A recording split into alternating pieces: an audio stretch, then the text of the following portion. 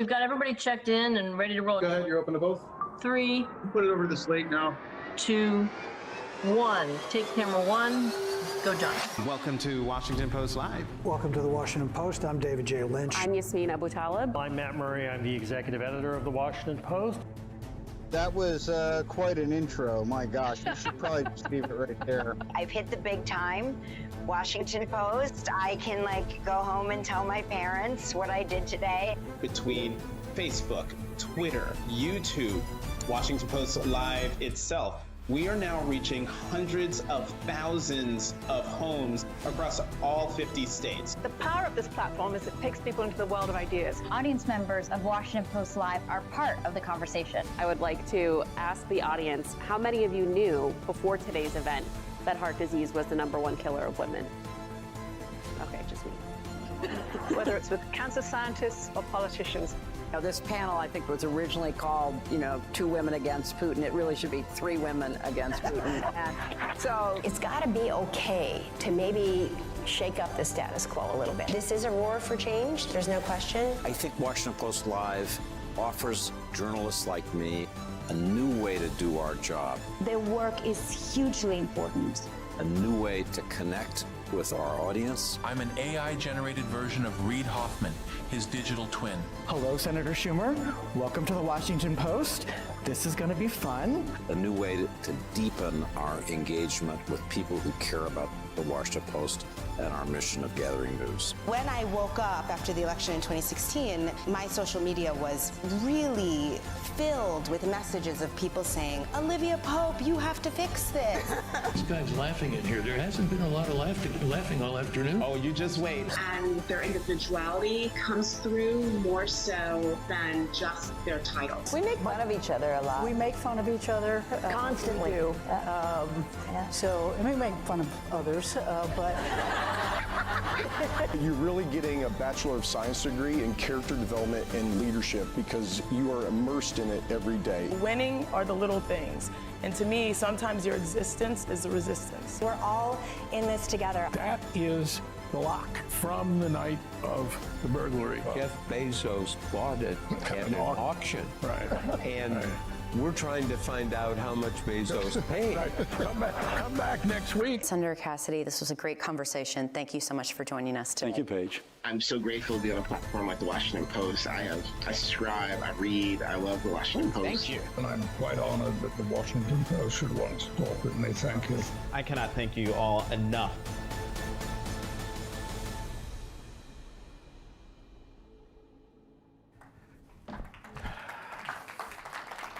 Good morning.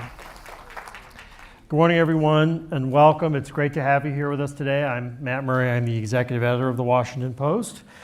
It's a real pleasure to have you join us for our new series on leadership, which we are calling The Ship. It's an important part of our live events efforts, and it's great to have you here and have the lineup we have today because power is a central focus for the Post, and leadership a recurrent subject of interest for our journalism. It's something we write about every day. It's something all of the Post's readers and viewers and members think about all the time. And we're always asking the question, how do leaders govern? How do leaders inspire? How do they deliver? How do they not deliver? And how do they navigate change, which is something every one of us is doing every day right now in the fast-changing world that we're living in. The Ship is aiming to help us with those questions and give us some answers and highlight some of the timeless lessons of leadership. It's also going to be a forum today to examine some of the issues shaping this particular moment and some of the forces that we're all trying to navigate and understand right now. In just a few minutes, my colleague David Ignatius will be kicking off the program with Christine Lagarde, the president of the European Central Bank, on how she's navigating the challenges of the moment for the global economy and for Europe. As everybody knows, absolutely nothing is happening in the world of markets and economics and finance right now, so we'll try to make that a lively conversation anyway. A little bit later on, our legendary sports columnist Sally Jenkins will be talking on sportsmanship and leadership. These are issues Sally has spent a lifetime exploring, covering, and writing about. She'll then interview Tara VanDerveer, who's a coaching legend who led the women's basketball team at Stanford for 38 seasons, to talk about her successes there. Finally, Bina Venkatraman will lead a conversation about mentorship. We'll have a great panel there for you with Gina Powell McCormick, her husband, Senator Dave McCormick, who was also at Bridgewater for Associates for a long time, and GM CEO Mary Barra. It's great to have you here. With that, I want to thank the Executive Leadership Council for their sponsorship of today's event. Their President and CEO, Michael Heider, will be sharing the results of a new study on the priorities and challenges for businesses in the coming years, or the coming weeks, as it sometimes may happen, navigating the current environment that we're in. We're going to have a short video for you, and then David will be up on stage with Christine Lagarde. Thanks again for being here today. Look forward to an exciting program. In 2009, Forbes magazine ranked her the 17th most powerful woman on the planet. Christine Lagarde has had a storied and distinguished career even without the ECB feather in her cap.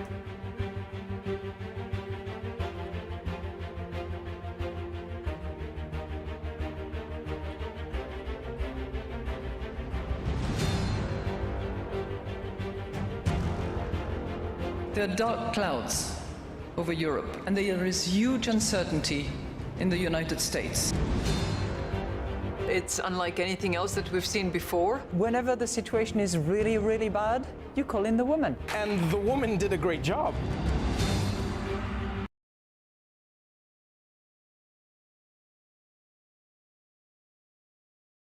Sure. And I don't think that I have ever mentioned the word uncertainty as many times as I have in the last few weeks.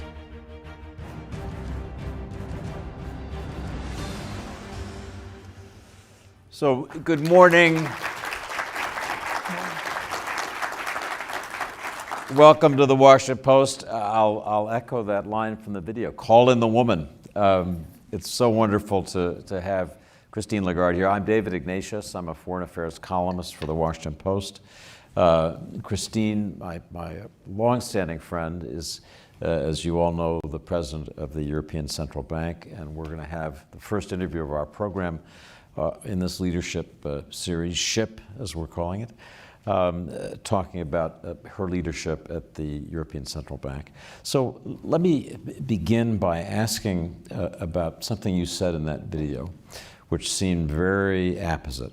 You said, predictability is in very short supply these days. And I think we'd all agree on that. And I want to ask about how you, as ECB president, try to provide predictability for your colleagues, for financial markets, in a way that's stabilizing and not destabilizing. Thank you very much, David, and thank you to the Washington Post for having me on this The SHIP series. It's a great honor and a privilege to be with you and with all those in the audience today and your readership as well. What we have to do as central bankers is to focus on our mission and make sure that we harness as much actual, real, verifiable data as possible to analyze them and to project and forecast what will be the economic activity, what are likely to be prices, and deduct from that the best monetary policy stance we can define and apply to reach our target, which is the mission. And the mission for us is a little more simple in Europe than it is in the United States because it's a single objective, primary objective we call it, and it's price stability. We have to keep price stable. We have defined that historically for many, many years and across the world pretty much as 2%. The second aspect of that predictability in this world, which is very uncertain and which has a lot of unpredictability about it, is to be as transparent and as clear as possible about what we do, what facts we look at, what models we operate, what analysis we conduct. And we've been, very explicit and more explicit than my predecessors have been because we had to in the present circumstances. So one aspect of unpredictability in the United States especially in the last several weeks, has been a concern that President Trump might interfere with the political independence of the Federal Reserve, specifically by firing Fed Chairman Jay Powell. President Trump said last night, as you know, as the markets obviously know, that he has, quote, no intention of firing Jay Powell as Fed Chair. So I want to ask, are you reassured by that statement? I'm reassured by the talent and the competence of the chair of the Fed. And I know for a fact that he's putting all his efforts and all his discipline into delivering on his mission. You know, I sound like a parrot repeating the same thing, but what is actually very helpful for us central bankers in a world where political interference, massive development, changes of circumstances can be unsettling for us, to have the mission as a compass and to stick to this and to be as candid as we can be about how we go about the job we have to go about is giving us predictability, giving those who watch us predictability, and I think reinforces our credibility. Those are key components in the financial markets. And I have, as I said previously, enormous respect for Chair Powell, and I know that he's doing exactly what is expected of him to serve the American people and financial stability, which goes together with price stability. And to speak about this question, regardless of who's currently president or who's currently Fed chair, what is the danger, the damage to financial markets and stability when there's a perception that there is political interference? Why is this something we should worry about? If you look at academic literature on the topic, and there is plenty of it across the world, whenever there has been political interference and whenever central bank chair or president have lost their independence as a result, it has been followed by declining growth, increased inflation, and this is not something that anybody wants, and certainly not something that serves the mission. So one more broad question about leadership. By the way, I should add something, David. It's not independence in a vacuum. In other words, we cannot do whatever we please. We have to be riveted to the mission, and we have to be accountable. And if I look at my situation, every quarter I have to go before the European Parliament, explain what we are doing, what we are seeing, what we are planning on doing, and that's the accountability that is necessary, and that is the counterpart of the independence. So, as I say, one more broad question about leadership. You and I had a chance to talk briefly at Davos in January, and we talked just a little bit about the broad theme of the benefits of disruption.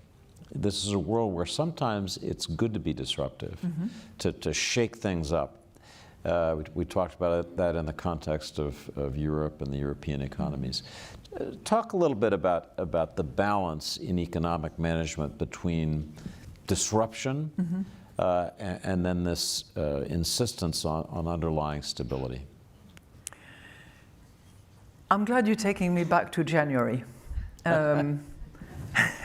Sounds no, because, a long time ago. No, I'll tell you why. Because I think that there has been a momentum.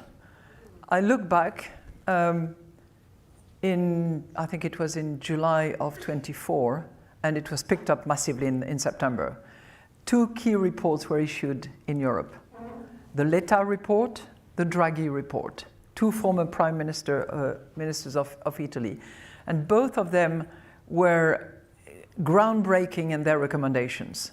The first one, Letta, looked at the internal market, which is supposed to be a common market of Europe, and he identified all the obstacle, all the ordeals, all the constraints, all the unnecessary bureaucracy that actually cripples the energy and the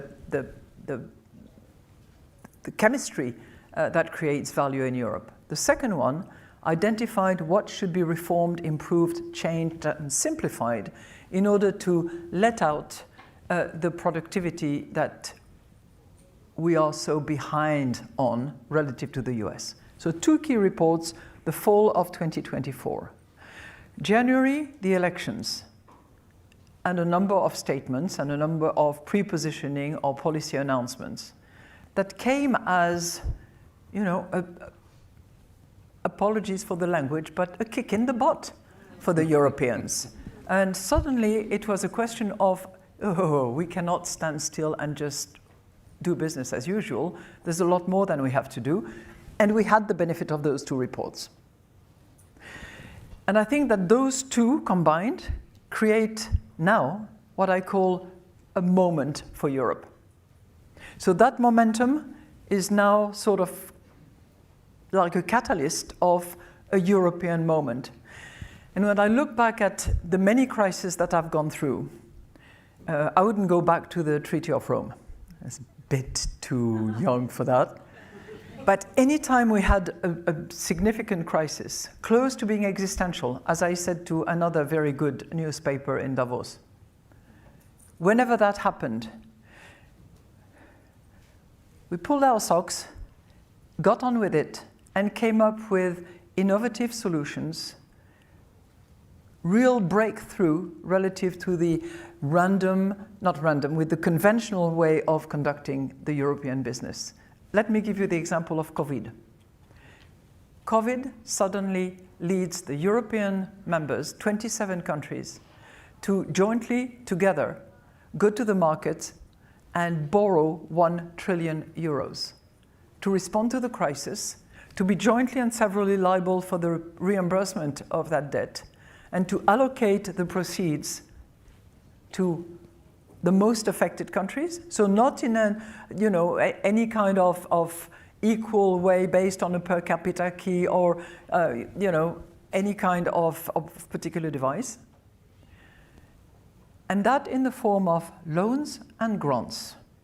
If I had been told 6 months before that Europe would come up with something like that, I would have said, no way. No way. And yet it happened. Mm-hmm.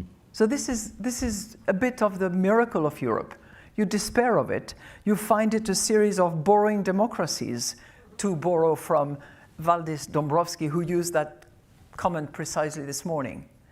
And then suddenly, the energy, the determination, the resilience come together and deliver something new. I think we are in another one of those moments.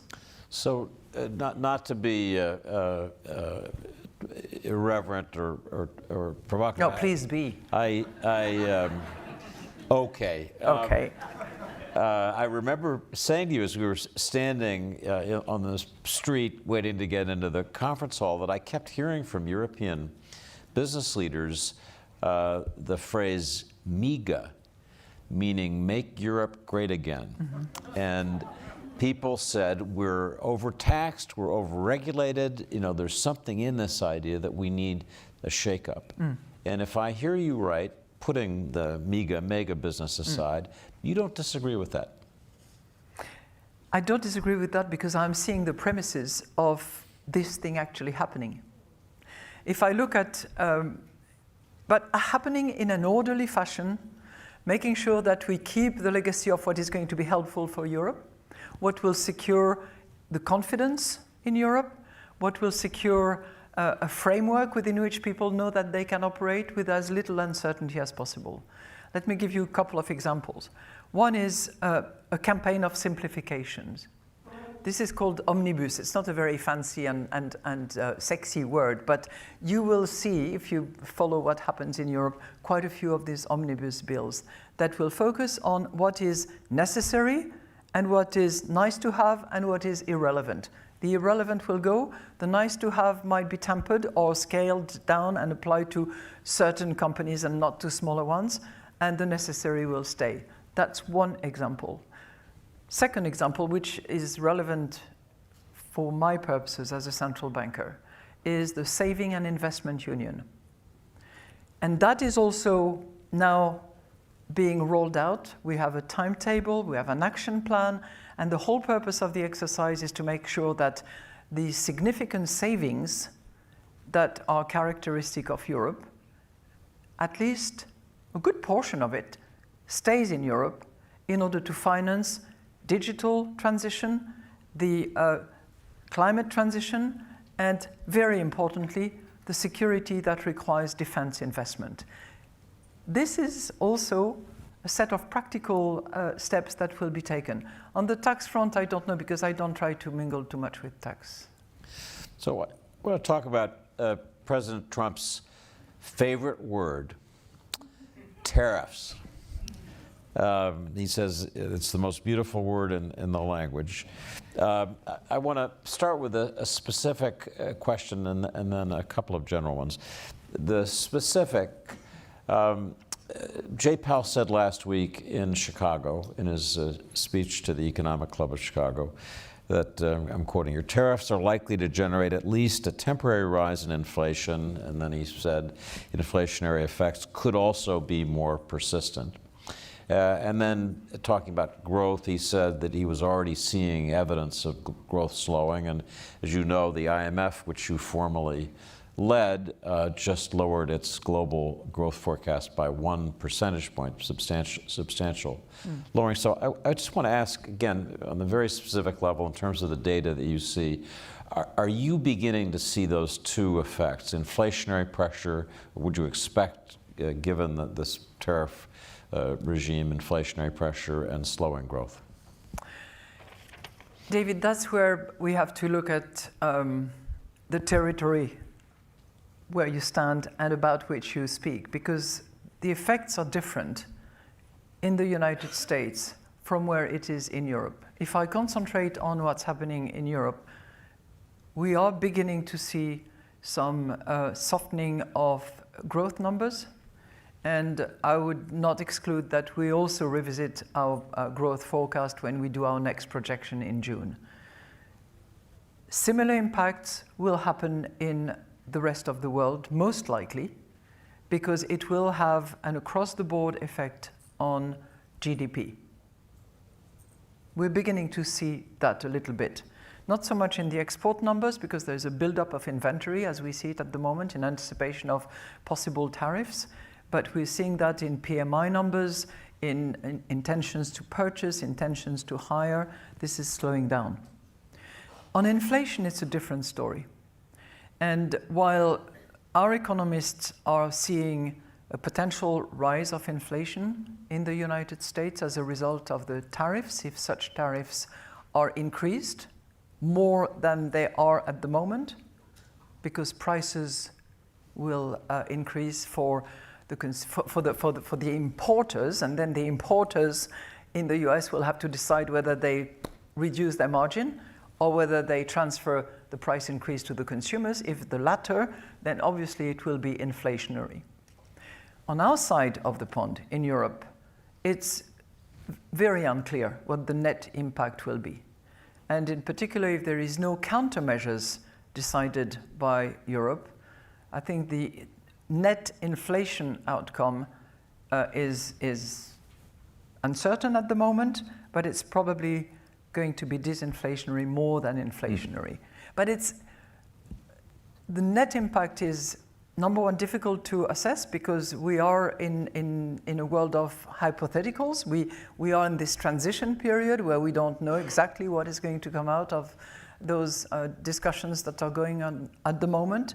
And we also have to be careful about the time frame within which we assess the situation. There's the short term, and then there is something that happens in the longer term when you take into account potential rerouting of products.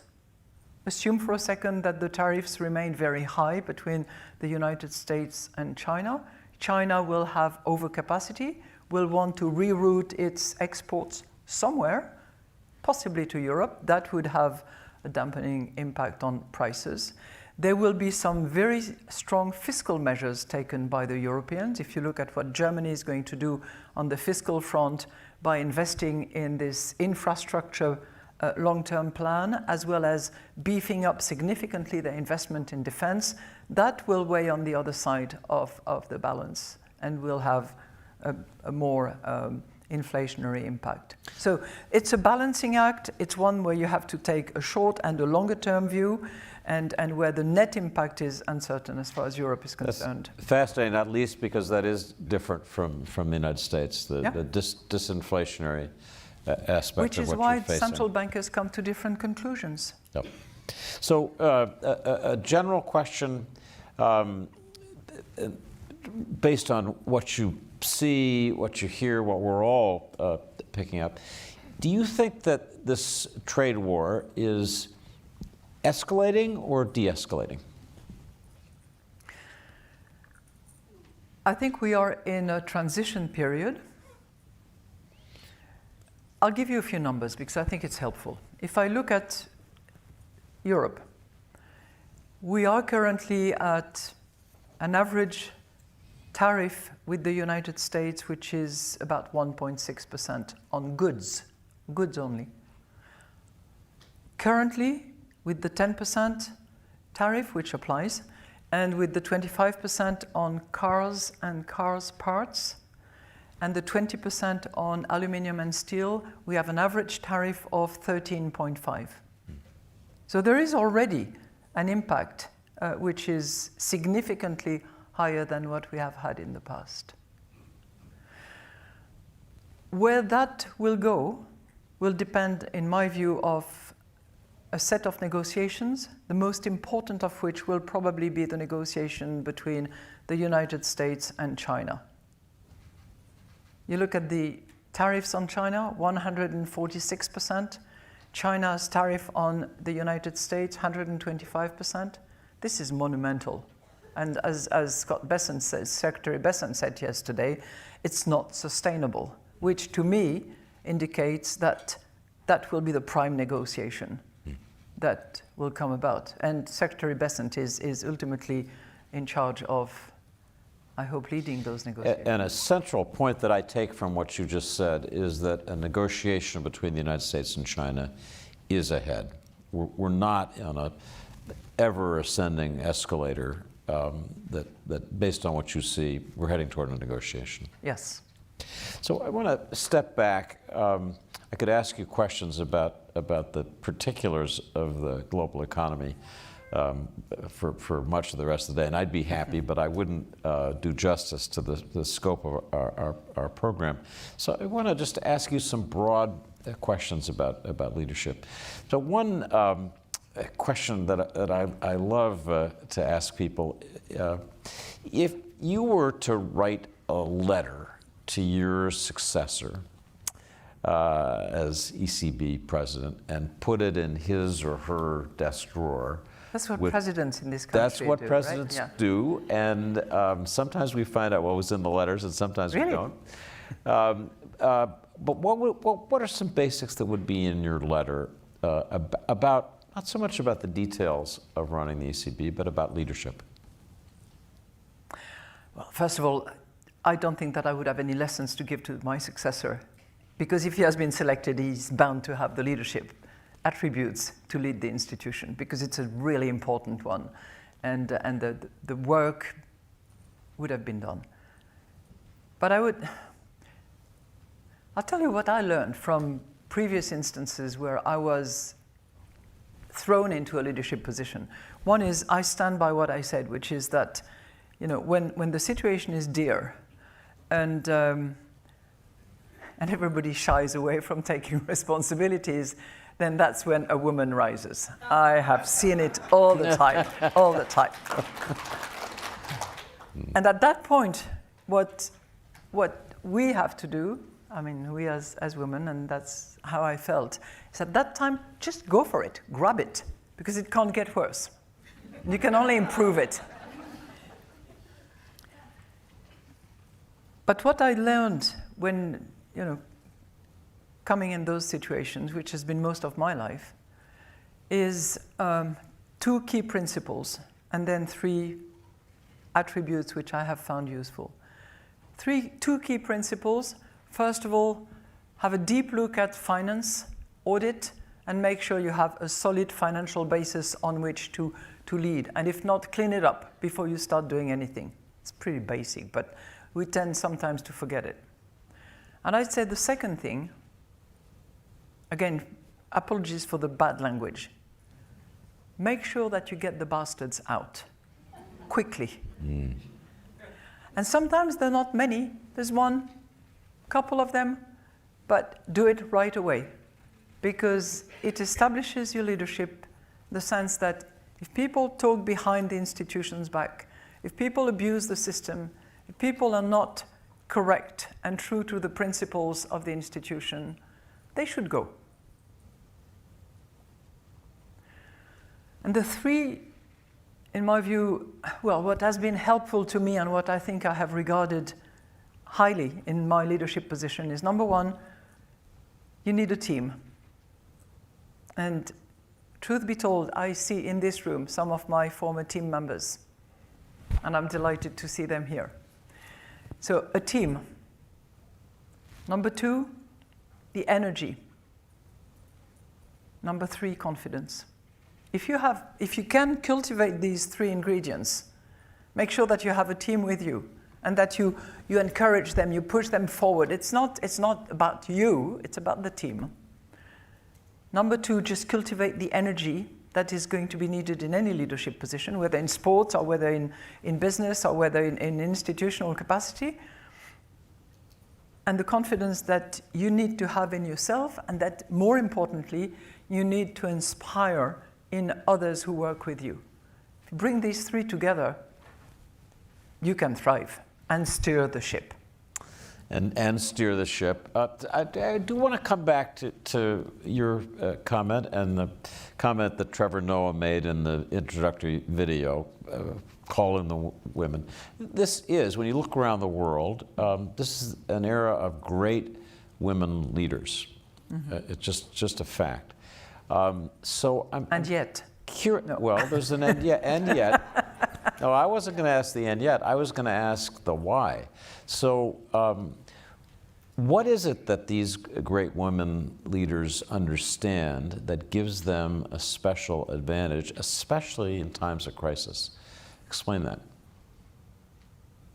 I don't personally have the answer, but I know that there have been studies, and I've read those studies, that tend to show that in times of crisis, women have a capacity to inspire confidence, show empathy, and be better leaders through the crisis than men were or could have been.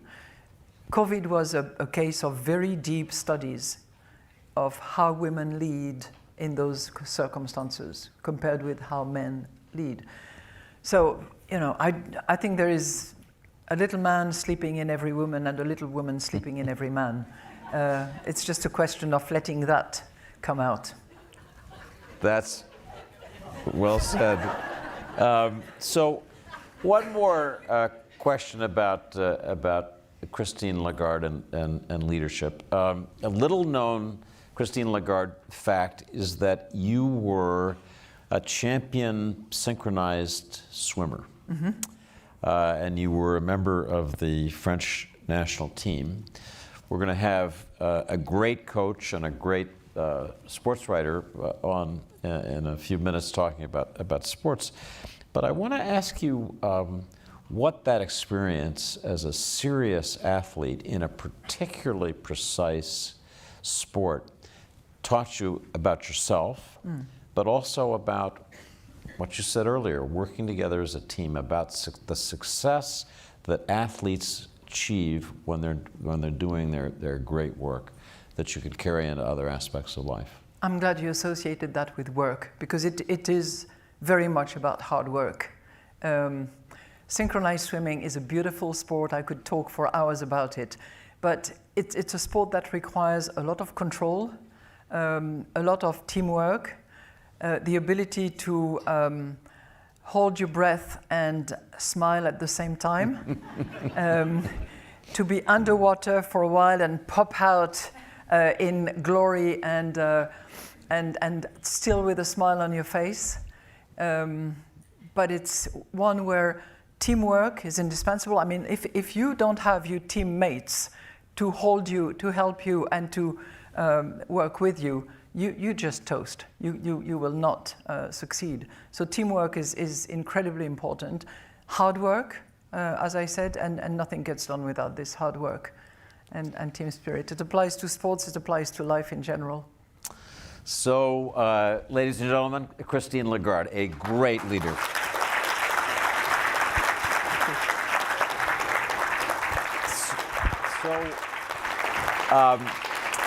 My colleague Sally Jenkins will be up in just a moment after a short video. Thank you all so much for joining us for this session and the ones to come.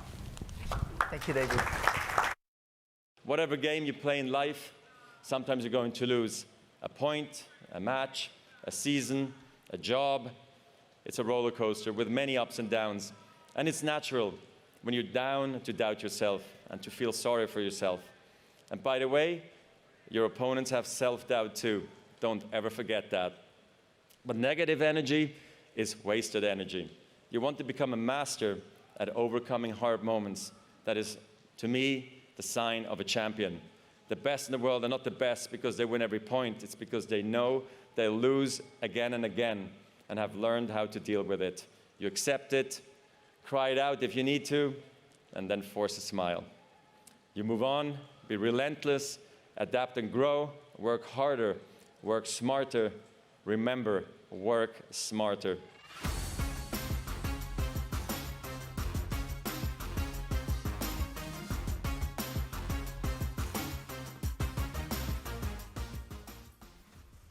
Good afternoon. What's a sports writer doing up here?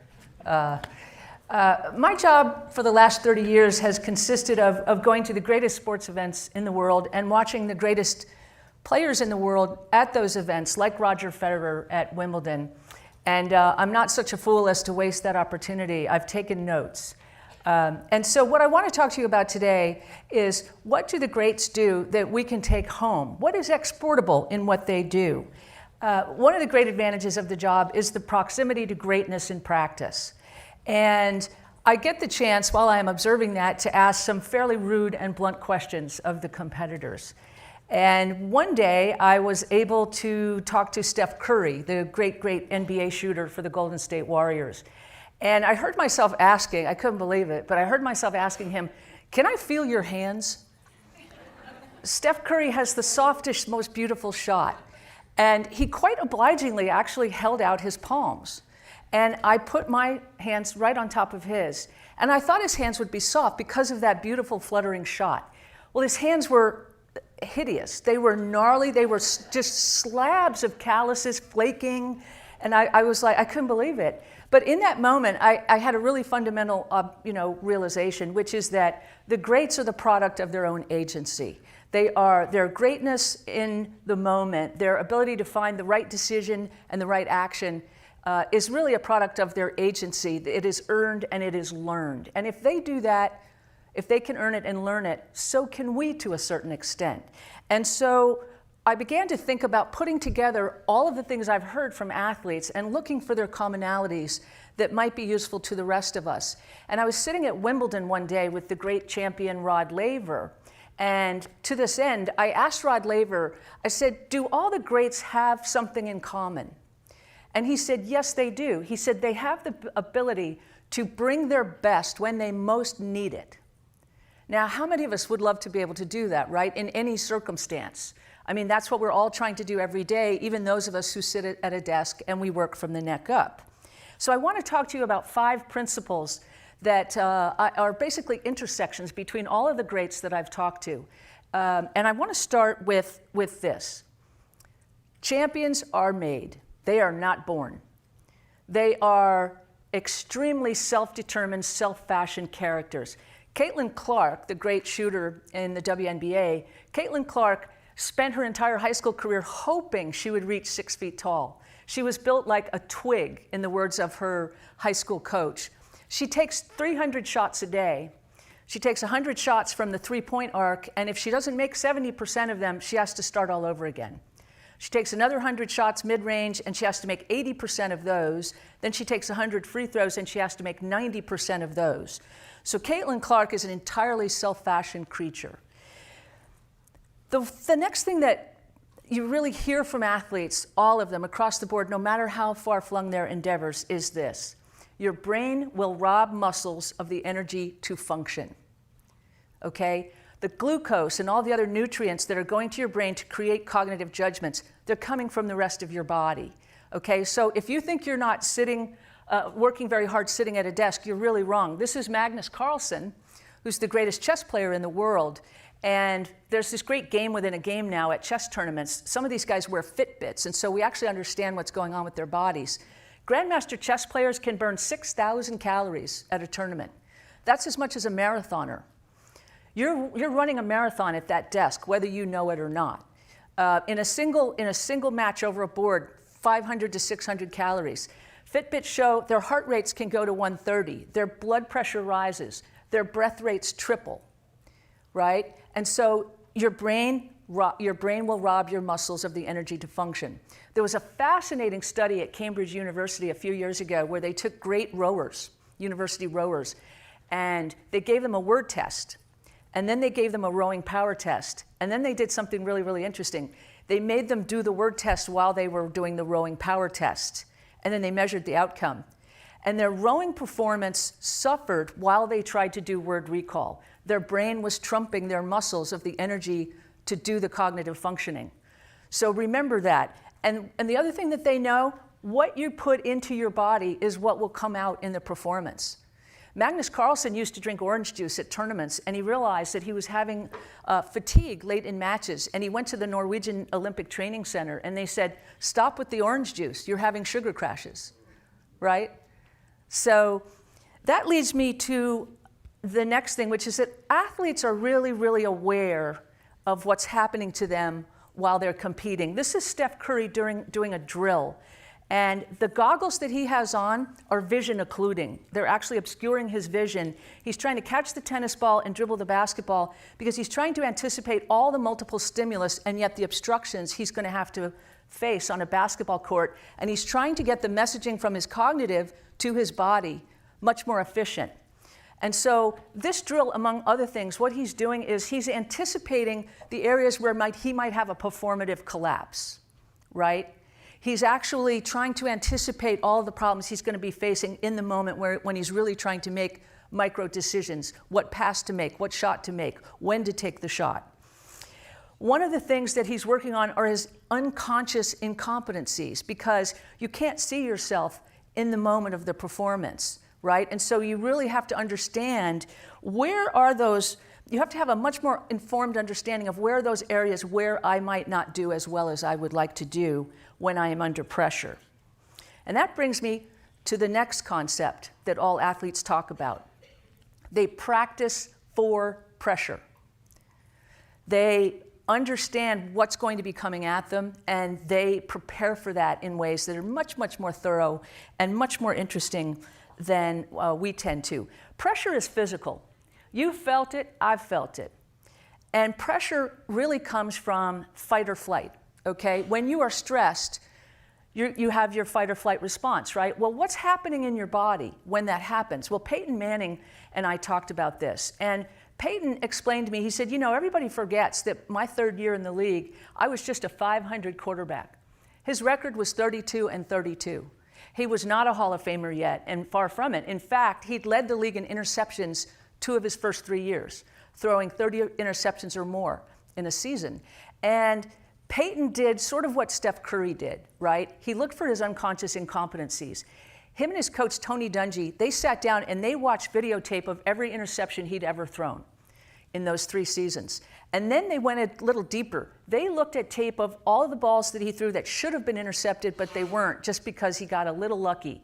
Maybe a receiver made a great catch, or maybe a defender just dropped the ball. And they looked for the patterns. And one thing they saw was that Peyton was really not reacting great under pressure. When defensive linemen were diving at his feet and his knees, his feet got really, really unsteady. Well, one thing that was happening in the fight or flight response, here's what your body does. It shunts blood from your small muscle groups to your large muscle groups, preparing you to fight or fly. That means you're losing fine motor control. So if you're sitting trying to type on deadline and it feels harder, that's because it is harder. You've lost blood in your hands. It's much harder for me to type on deadline at a Super Bowl. Same thing happens to athletes, okay? What they do is they learn to mitigate it. So Peyton and his coaches designed a drill, and in practice, his coaches would hurl heavy sandbags at his feet to simulate big men coming at his knees. And over time, over practice, having these heavy sandbags thrown at him time and time again, his feet got more stable. The next year, he only threw 10 interceptions. He never threw more than 10 interceptions again in his career, goes on to become a Hall of Fame quarterback, and the person who wins 2 Super Bowls and the quarterback we know today. But it was an incredibly self-defining exercise that he went through. Diana Nyad, the great swimmer who swam from Cuba to Florida on her 4th attempt at the age of 60, told me a really interesting thing about practicing for pressure. Her biggest obstacle was fatigue. She had to practice for fatigue.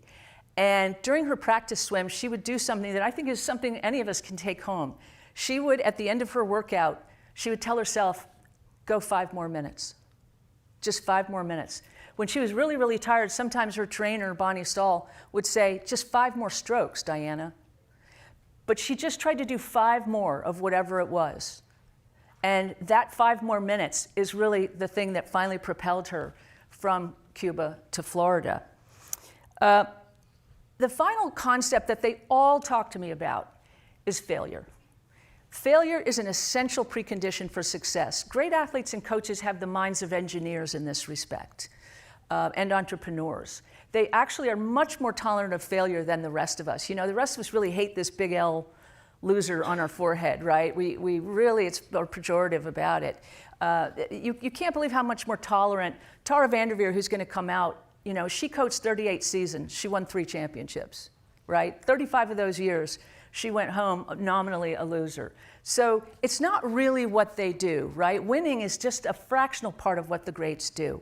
Failure is the most interesting diagnostic in the world. The great coach Dan Quinn, we have this wonderful, phenomenal coach now, Dan Quinn of the Commanders. This past season had an extraordinary year. And Dan Quinn told me that everyone really is forgetting now that just 4 or 5 years ago, he got fired as head coach of the Atlanta Falcons. He had led the Falcons to a Super Bowl, but they lost in what's arguably the most embarrassing Super Bowl game of all time, when the New England Patriots came from 3 touchdowns to win in overtime. They made up 21 points in the 4th quarter. And the Falcons are the losers. They go home, the team kind of falls apart, the Falcons aren't very good the next couple of years, and Dan Quinn gets fired. Right? And he's out of work for several months. And what does he do? Well, he did what Peyton Manning did and what Steph Curry did. He looks at tape of all of his games, and he's thinking, where did I go wrong? What happened? Well, one of the things that happened was he got passed by in his practices, right? His defensive schemes were a little predictable. One of the reasons the Patriots were able to come back was because they kind of knew what he was going to do defensively. He gets picked up by the Dallas Cowboys, who hire him as an assistant and much lower title, much lower pay. But he now has a whole new scheme. He makes the Cowboys one of the top defenses in the country, which then sets him up to be hired by the Washington Commanders just in time to draft probably the greatest young quarterback any of us has ever seen, Jaden Daniels. So failure is an imperative precondition for success. The other story that I love to tell about this, every year at the Super Bowl, I love to go through the rosters of the 2 teams that make it to the Super Bowl, and I look for how many players are on those rosters who were cut by other teams. It's a fascinating exercise. Tampa Bay Buccaneers, the year they won the Super Bowl, they had 22 players on their roster who'd been rated 2 stars or less in high school, who college scouts thought couldn't play at a high level, and now they're in the Super Bowl. But Brian Daboll is head coach of the New York Giants now, but he did a fascinating exercise when he was an assistant with the Buffalo Bills. And in a preseason meeting, he said, everybody stand up. And then he said, any player who's been cut or traded, sit down. 2/3 of the room sit down.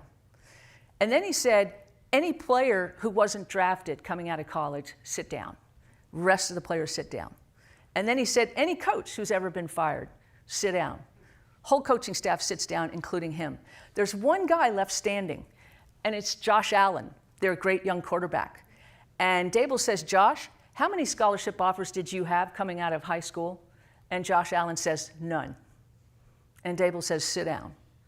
And so everyone in the room now knows that great teams and great organizations are not made up of sublime talents with unbroken records of successes, but they are made up of people who have suffered reverse after reverse after reverse and have simply had the resilience to learn from those failures and get better.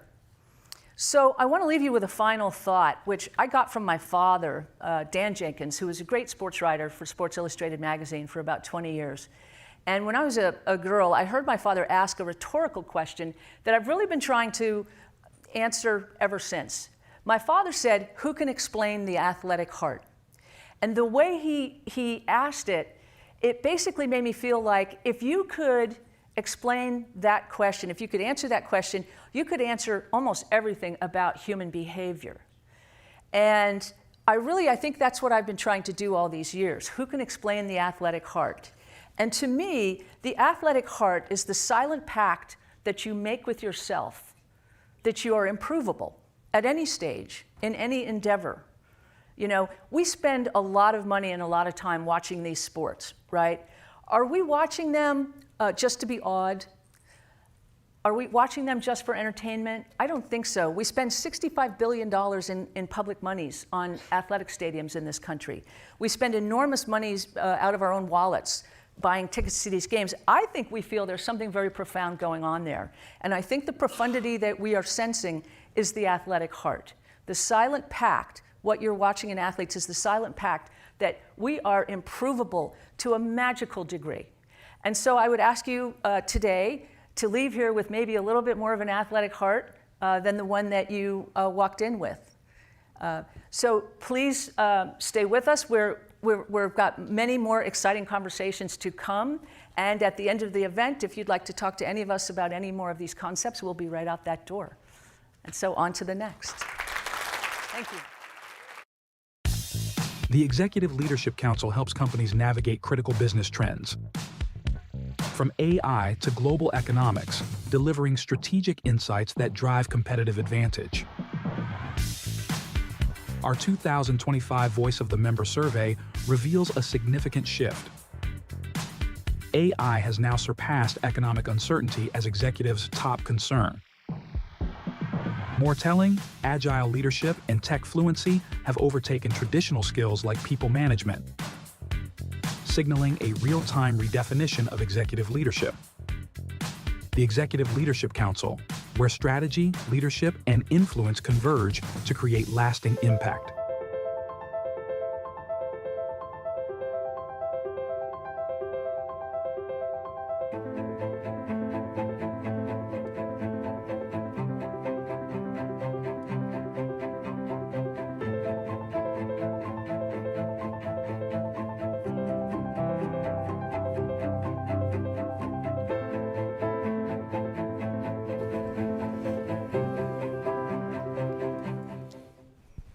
Hello, thank you very much.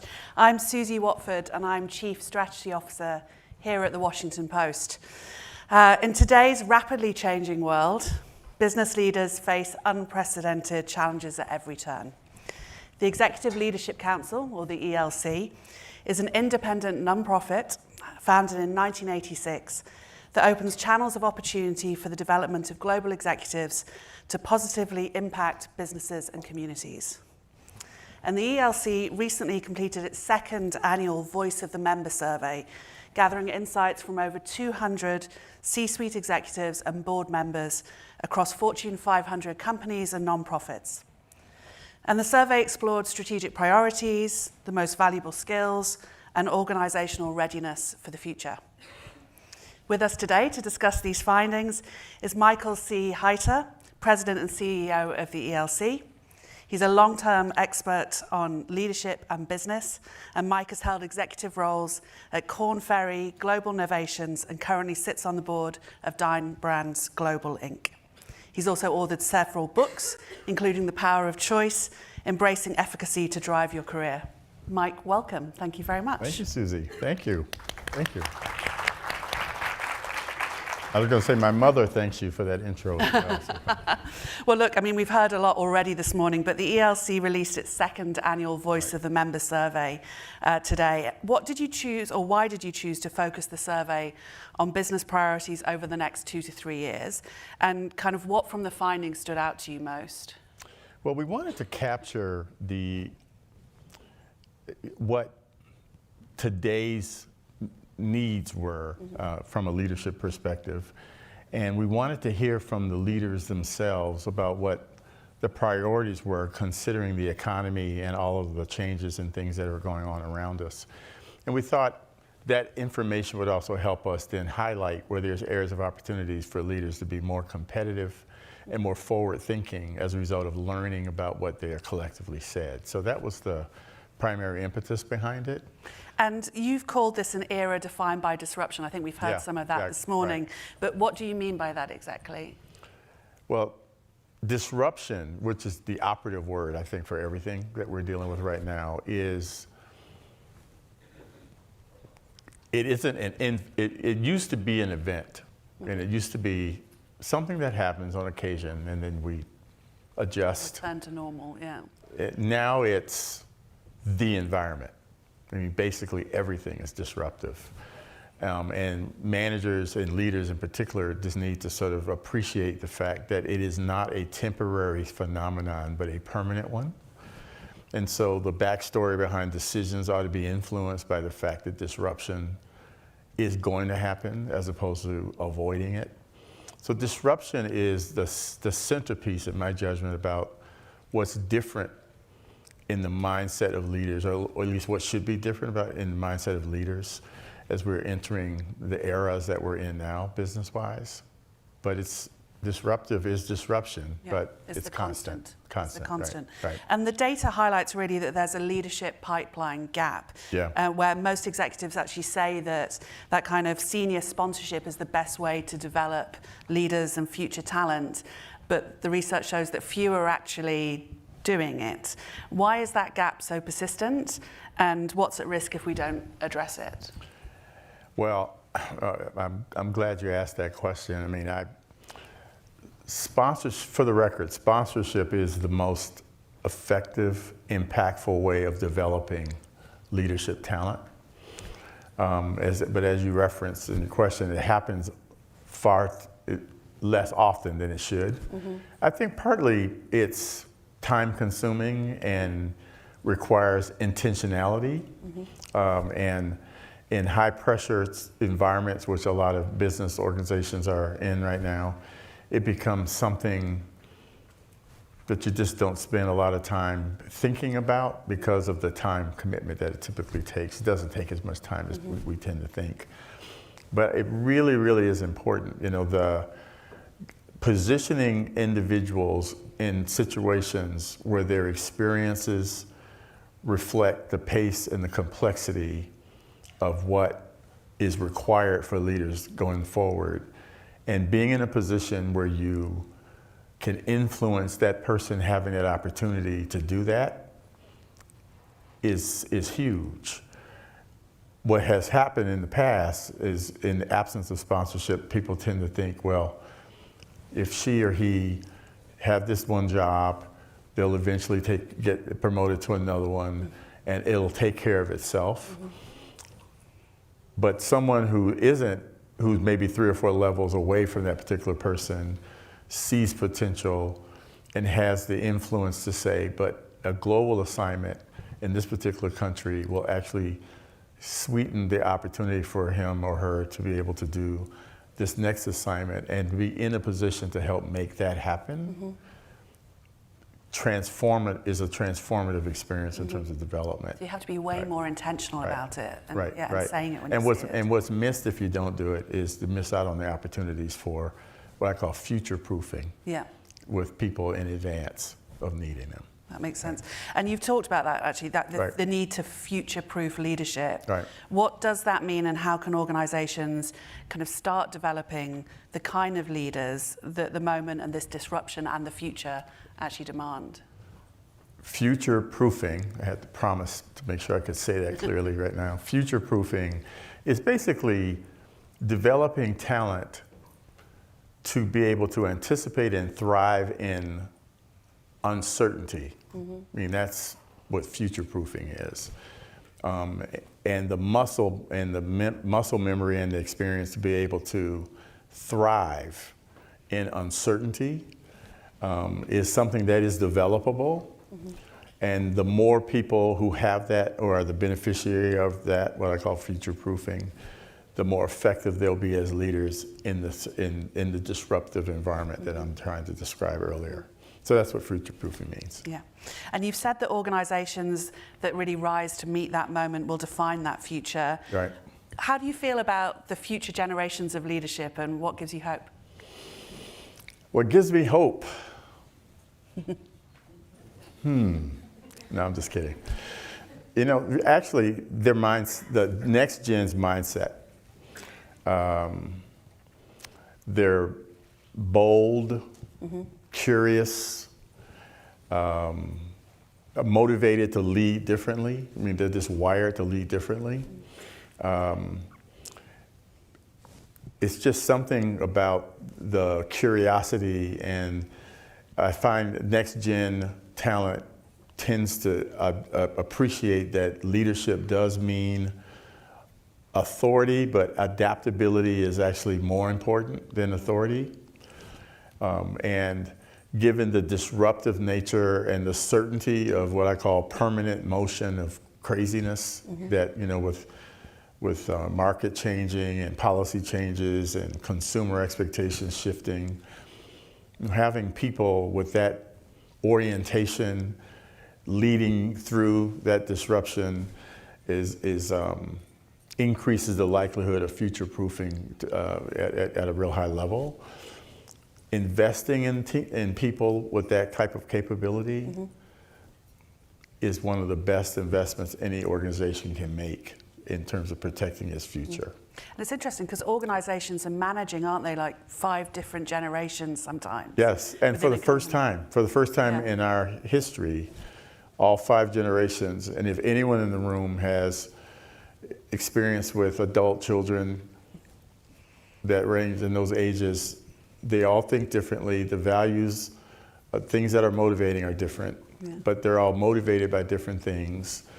And now we, as leaders, have to navigate through that maze of differences in ways I don't think leaders typically thought about in the past, but it's a very, very important piece of being successful and disruptive now. I was going to say, and is that one of the, when you think about the challenges that leaders face now compared to even just a few years ago, that kind of intergenerational workforce is one area. What other challenges do you see that people are dealing with now in leadership that are perhaps different? I think what's different now is leadership is more than just setting a course. You know, it was set a course and everybody follow me.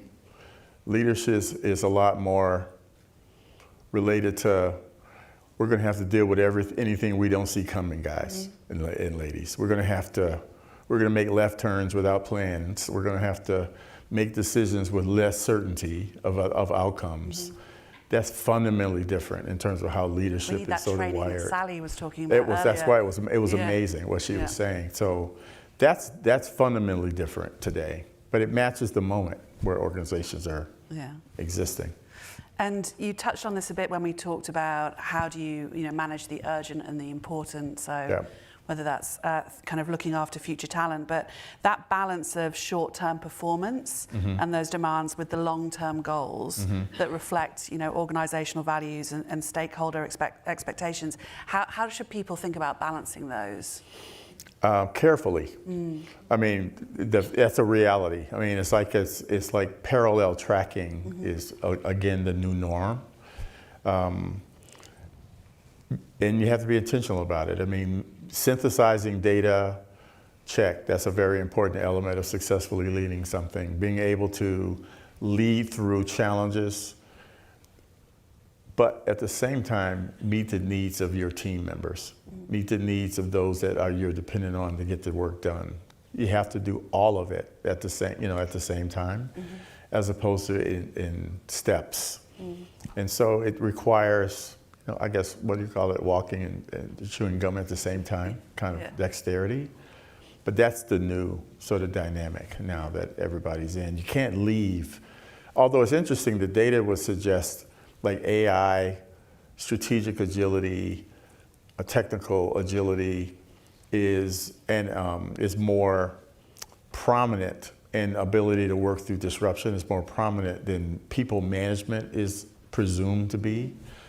But the development of team members while doing those things to prepare them to be eligible to take the organization to the next level is critical, and you have to do it in real time. You can't send someone to a class and expect that to work the same way it used to. I thought we were going to get through a whole session without talking about AI, but you said it, so let's talk about it. Yeah. Did that come up in the survey? It did, and much to I guess I shouldn't say surprise, but it was defined as a much more prominent priority in the mindsets of executives, even more so than market, regulatory, and supply chain risk as a thing that requires a lot more time and attention going forward. And I think part of it is just the fact that things are happening so quickly, and AI is a significant sort of arbiter between making access to information faster in a way where you have to react to it faster. But people see that that's a significant piece of what success is going to look like as a leader. Yeah. I'm going to ask you one final question, Sure. but the survey really does reveal that kind of clear shift that leaders need. Tech fluency, as we've talked about with AI, strategic ability, and adaptive thinking all kind of now outrank those traditional strengths like people management, or do they? But what does it tell us about how leadership is evolving and what's going to matter for the future? Well, what's going to matter for the future is that leadership still matters. You know, it's not machines or strategies or flow charts that are going to actually make a difference.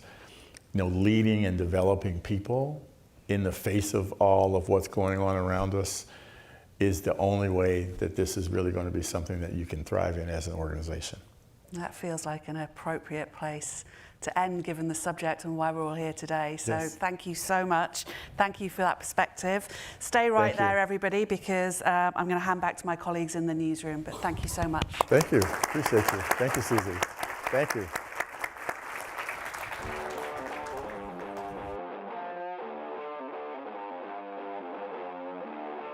VanDerveer will raise the trophy for a third time in her illustrious Hall of Fame career. Thank you, the Hall of Fame, for honoring my life's work. She's a legend, and she's the greatest of all time.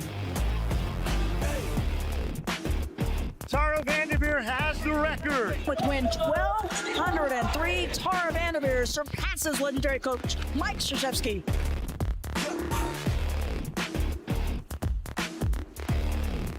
Everything we're doing, we just need to pick up the intensity. Let's really spread out. Let's try to get ourselves going a little bit.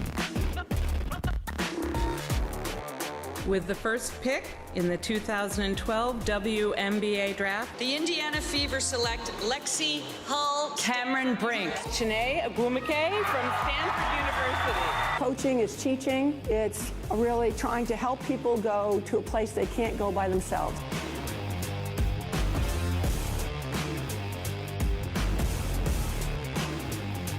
There were no organized sports for girls, and it was why. You know, it was so frustrating, and it was so painful not to be able to play when the boys had a 7th grade team, an 8th grade team, a 9th grade team.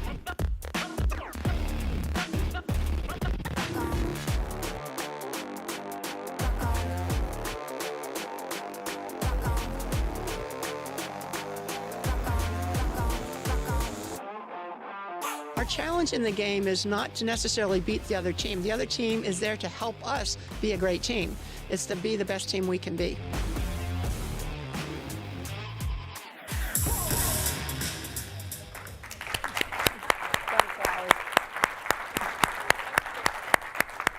This is a real privilege for me. I'm a Stanford girl, Stanford alum. So, Tara, we have to talk about the jacket. I had to wear it. Yeah. So let's please tell everybody about the jacket. What's on there, what it represents to you. Well, Nike surprised me with this jacket when our team won a game last year, and it set the record for the most wins And so it's a tally jacket, so each mark is a tally of a victory, which was 1,203 at the time. So every single mark there represents a win. Right, Yeah. and there's on the back and the front, Yeah. so it's, I've been at it a long time. I think Kim Mulkey doesn't have one of those, and neither does Don Staley. It is one of a kind. Yes, that's true. Right. And that number represented the all-time record for victories at the time, male or female. Correct. Yes. Okay. So that's the coat. Thank you. It's a collector's item.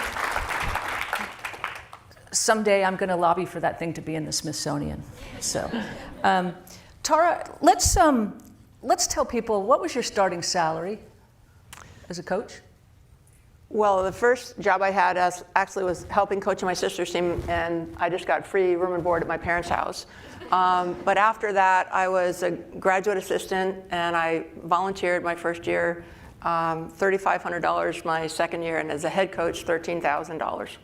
13,000, yeah. Can you pull your coat away from there? Yeah, just so. Sure, is that better? Yeah. Okay. Okay, and what were you making in your last year before you retired? It was a lot more. I think that the going rate probably was about $3 million for top coaches. So 13,000 to 3 million. Mm-hmm. All right, let's talk about that arc. What the hell happened?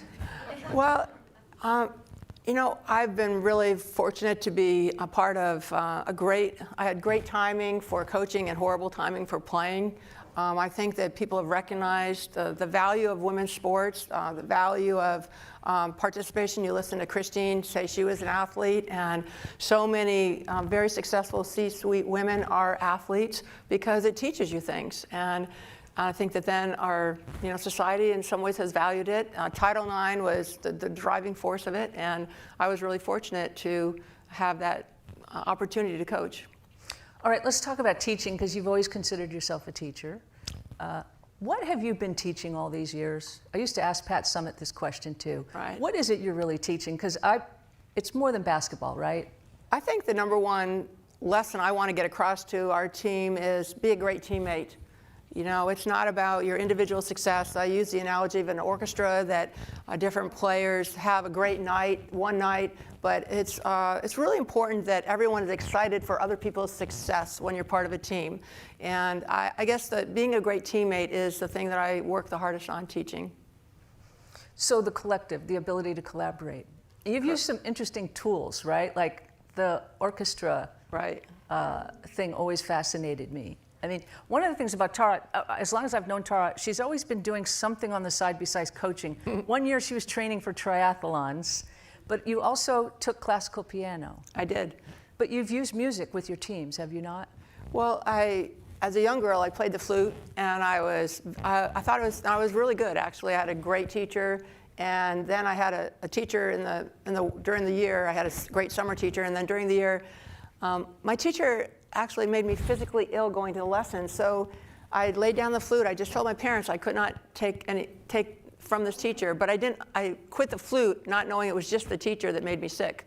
And it was hard because I think she was, a great flutist and everything, but I never did it well enough. So she wasn't encouraging or positive with me, and I learned that kind of the hard way. But then I wanted to take piano, and I thought I could teach myself, and after 2 weeks, that didn't work. And I got a great teacher, and I was making CDs in a year. I was really enjoying it. I would go to my lesson, and if I hadn't practiced, she'd say, let's just play duets. And she got me. And it was, I used the quote that she took me to a place I couldn't get by myself because she was such a great teacher. And I knew she cared about me, and that was something really special. And I think as a coach, that was different for me because I was a head coach when I was 22 years old, and now I was a student, and so it really helped me be a better coach. Yeah. When you just first decided to get into the coaching business, your dad gave you a piece of advice, right? About going into a man's business.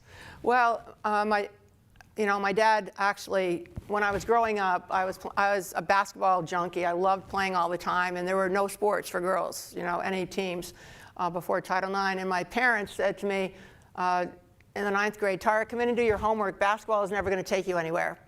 And I was like, I knew algebra wasn't taking me anywhere, but I I loved basketball so much. And when I did go into basketball coaching, my dad said, it's going to be very challenging, but it's, as a man, in a man's world, he just said, you're going to have to do things twice as well. And then he said, but that's not hard. So, and that was my dad's way of, I think, encouraging me. Yeah. Yeah. My dad also had a lot of sayings, but he did not want me to take the Stanford job, which I took. I took it, and I called him, and I said, I'm thinking about it. And he gave me all the reasons why I shouldn't go to Stanford. And he said, it's a graveyard job. And I said, Dad, it's a gold mine job. It involves digging, but it's a gold mine job. And I'm glad I was right about that. But he hung up the phone and said to my mother, she will be unemployed, coming home, living with us in 3 months. So I've done all right, 40 years. What made you feel that way about it? About going to Stanford? Yeah. I love the idea of the combination of great academics and great academics and athletics. That to me was the ultimate challenge. I loved my job at Ohio State. We had great players, but Stanford to me was the ultimate challenge. And I did it for myself to see, can I compete at the highest level? And I thought that helped me prove that I could. We were talking backstage, and you said, look, it's a competitive world. Like, you have to learn skills, right? Mm-hmm. So when you were coaching these kids, what are some of the skills? What were you trying to get across to them that was going to help them, not just on the court, but going out into the working world? I've had so many players, this always cracks me up. I'll have so many players come back and say to me, Tara, do you remember when you said this to me? That was 20 years ago. I'm like, hell no, I don't remember saying that to you. But it's what, coaches and teachers and parents, what you say, they remember. And what I want, I want to make sure that I really give them the message of being resilient. I think grit is the number one thing that I want our team to have, is that you get back up. And I was so interested to hear, earlier talking about talking about failure, how that's such a great kind of almost necessary tool to have. And we had a dad that used to tell me, Tara, every disappointment is a blessing. Just to learn from your mistakes and to get better and just have that grit and resilience. And I guess, I don't know, somehow I got that. I feel like I don't get discouraged easily. Mm-hmm. And that's what I try to help communicate to our team and to our players. Just stay with things, keep playing hard. And I just remember like games where we're down 26 in the first half, nothing's going right. And all of a sudden we just get a press going and we turn it around and we end up winning the game by 18. Yeah. I just love the players I coach. And we're playing Notre Dame. We're down at halftime 17, nothing's going right. And I'm going to the locker room, and one of the players, her name is Bird, runs by me, and the coaches, we're talking about, oh my God, this is awful. And she goes, we got him right where we want him. And I'm like, what the heck game is she at, And so I got in the locker room, I said the same thing. I said, we got him right where we want him.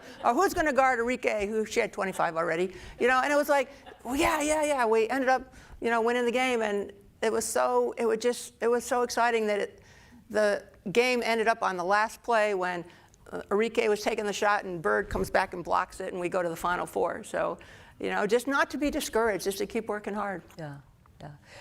You coached the '96 Olympic team, really a historical legacy team, right? Because it propelled two pro leagues into existence, the ABL and the WNBA, which there was only one survivor of that. But take us through that year, because you took a leave of absence from Stanford. I mean, that was an extraordinary experience, and you had to be fairly resilient early on with that team, right? Well, we had lost in the World Championships, and it kind of came back to 2 years later. Brazil had beaten us. We were on the same bus as Brazil. They're up partying in the front of the bus, and we're sitting in the back like, oh, our teeth were grinding, or saying worse. But I took a year off. I was introduced as the Olympic coach this way. This is not about bronze. This is not about silver. This is about gold, Tara VanDerveer. So I knew what the job was. And we were going to train all year. And so August 4th, 1995, which was 1 year before the '96 Olympics, I went for a run in California, and I run up the hill, and I get in the shower, and I'm like, oh my God, what if we're not in that game? And I kind of had a panic attack.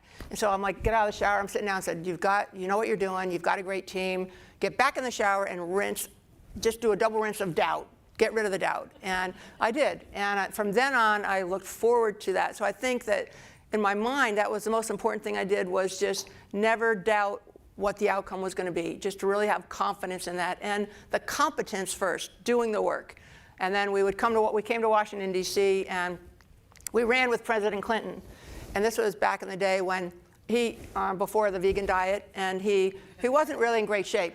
And they said, one of his assistants said to me, well, now, Coach, what if the girls can't keep up with him? I was like, we will cut them on the spot, forget it. But, we went running, and it was, he slowed down, and he was kind of getting his breath, and then we jogged around. It was just awesome, though. In front of the press, he kind of sped up, and I told our team, let's go.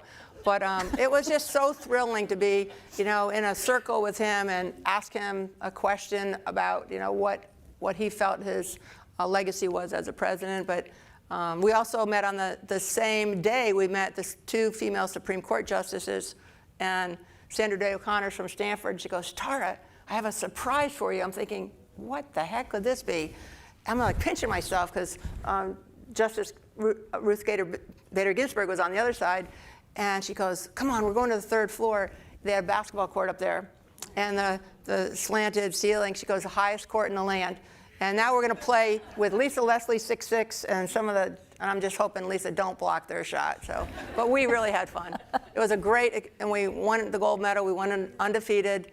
And just when I was kind of feeling really good about it, I got home, and I didn't have any food, so I went to the store, and I'm getting some oranges, and a woman's looking at me kind of funny, and like, how someone knows you. And she goes, now, didn't you just coach the Olympic team to a gold medal yesterday? I said, yeah. She goes, you're shorter than I thought. So I was like, we've talked about, for a lot of young women, confidence is an issue. Mm-hmm. So how would you deal with that as a coach?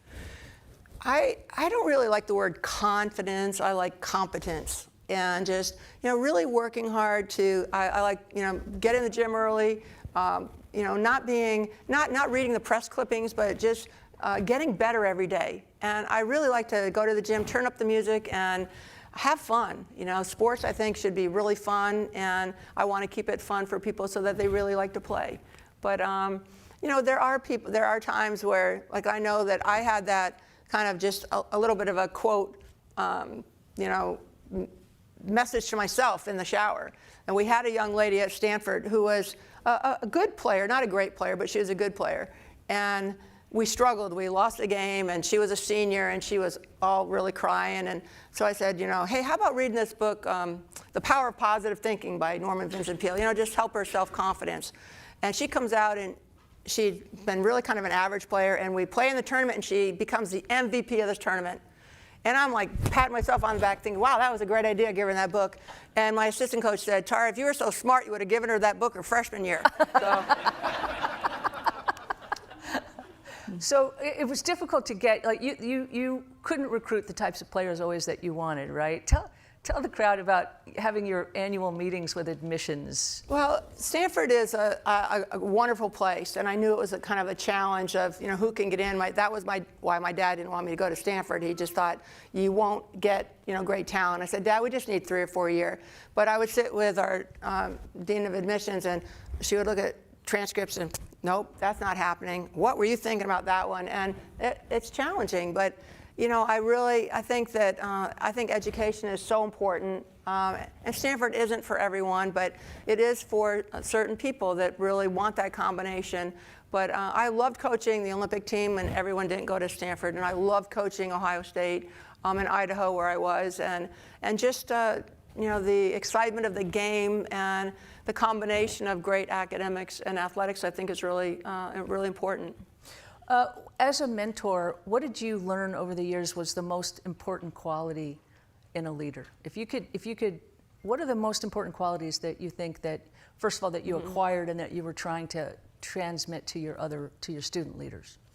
Well, I just think it's really caring about the people that you work with, that they know that you really care about them and that you're about them. There's a lot of different quotes, but I think that one that stands out to me is you don't have to be a leader to serve, but you have to serve to be a leader. And I don't necessarily like to be the center of attention. I like to have great assistant coaches. I don't have to be the smartest one in the room, which I never am. But it's how are you doing today?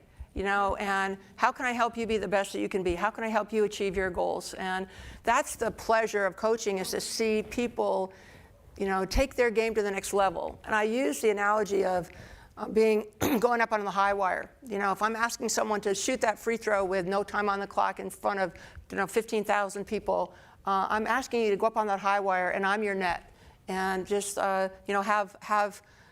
believe that I'm going to be there for them, and that they can trust me. So the trust, the caring, the fact that you have their back, and and I think optimism and enthusiasm. I love what I do. I love every day. Being here with you is so special, and it's something I really appreciate. And just like the same thing with our team. I think it's a really underestimated quality. There's so much clinical study that shows where leadership fails, like what are the derailers for leaders, and it's when people don't trust the intention of the leader, apparently. Well, I think that you have to be authentic, and you have to be yourself, and that's one thing I haven't had a whole lot of trouble with. I feel like this is who I am. I want to do a great job. I want to help our team be the best that we can be, working with people individually. And that's not to say that there aren't bumps in the road. I've had to have conversations with assistant coaches that this isn't working, and I'm going to stay. You need to leave, and those are hard. I've had tough conversations with players, but I think more than anything, it's the caring. That at the bottom line, my parents had a rule where we could not go to bed at night mad at anyone in our family. And I'm one of 5, and I have a brother that was hard. I mean, really. But just the caring and the real the relationships that I have of the players that I've coached are so incredibly special, and I've learned so much more from them, I think, than they've learned from me. I just had one player I'll tell you about.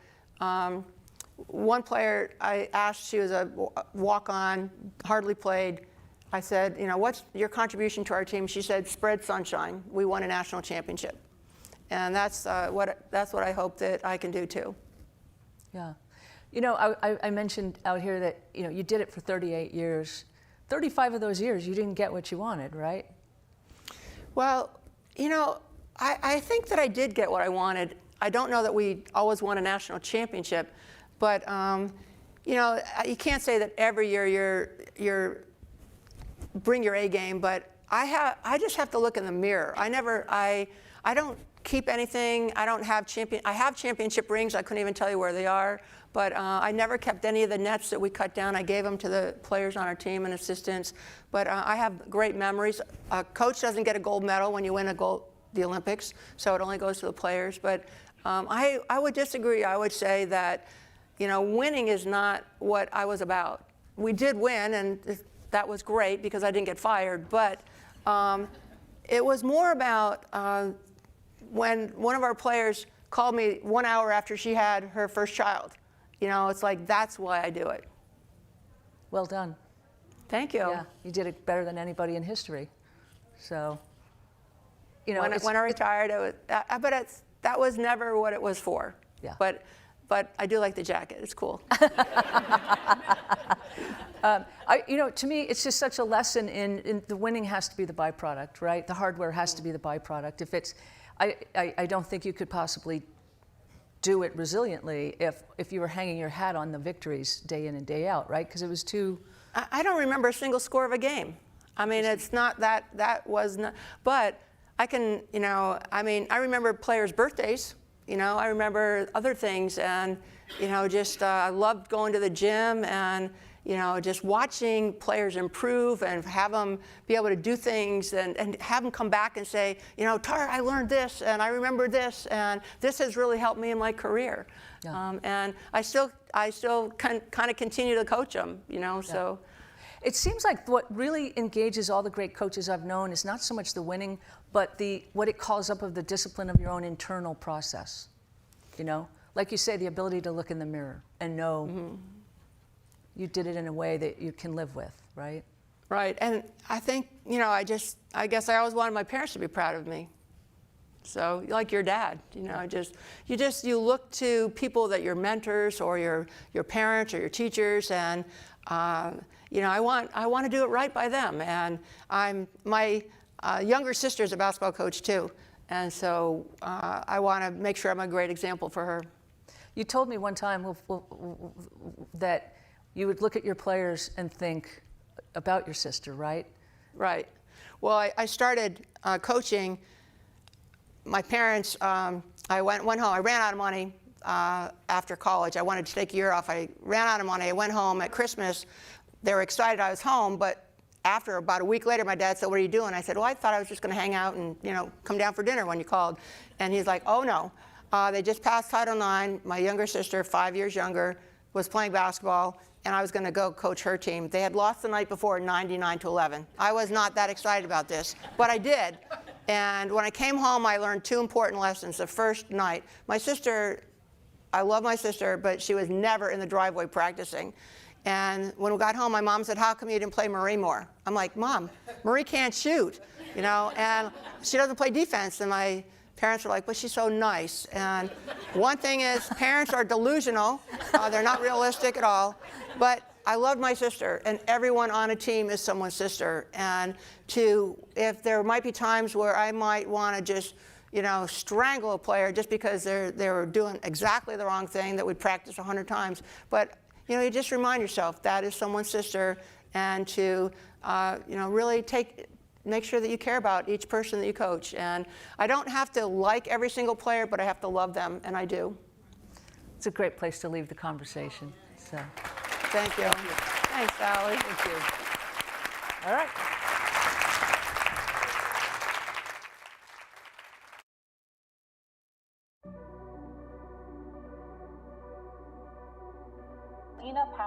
Very successful leadership in empowering women entrepreneurs. This is the story of how transformative mentorship changes the world. Let's talk about the book. Who believed in you? Who believed in you?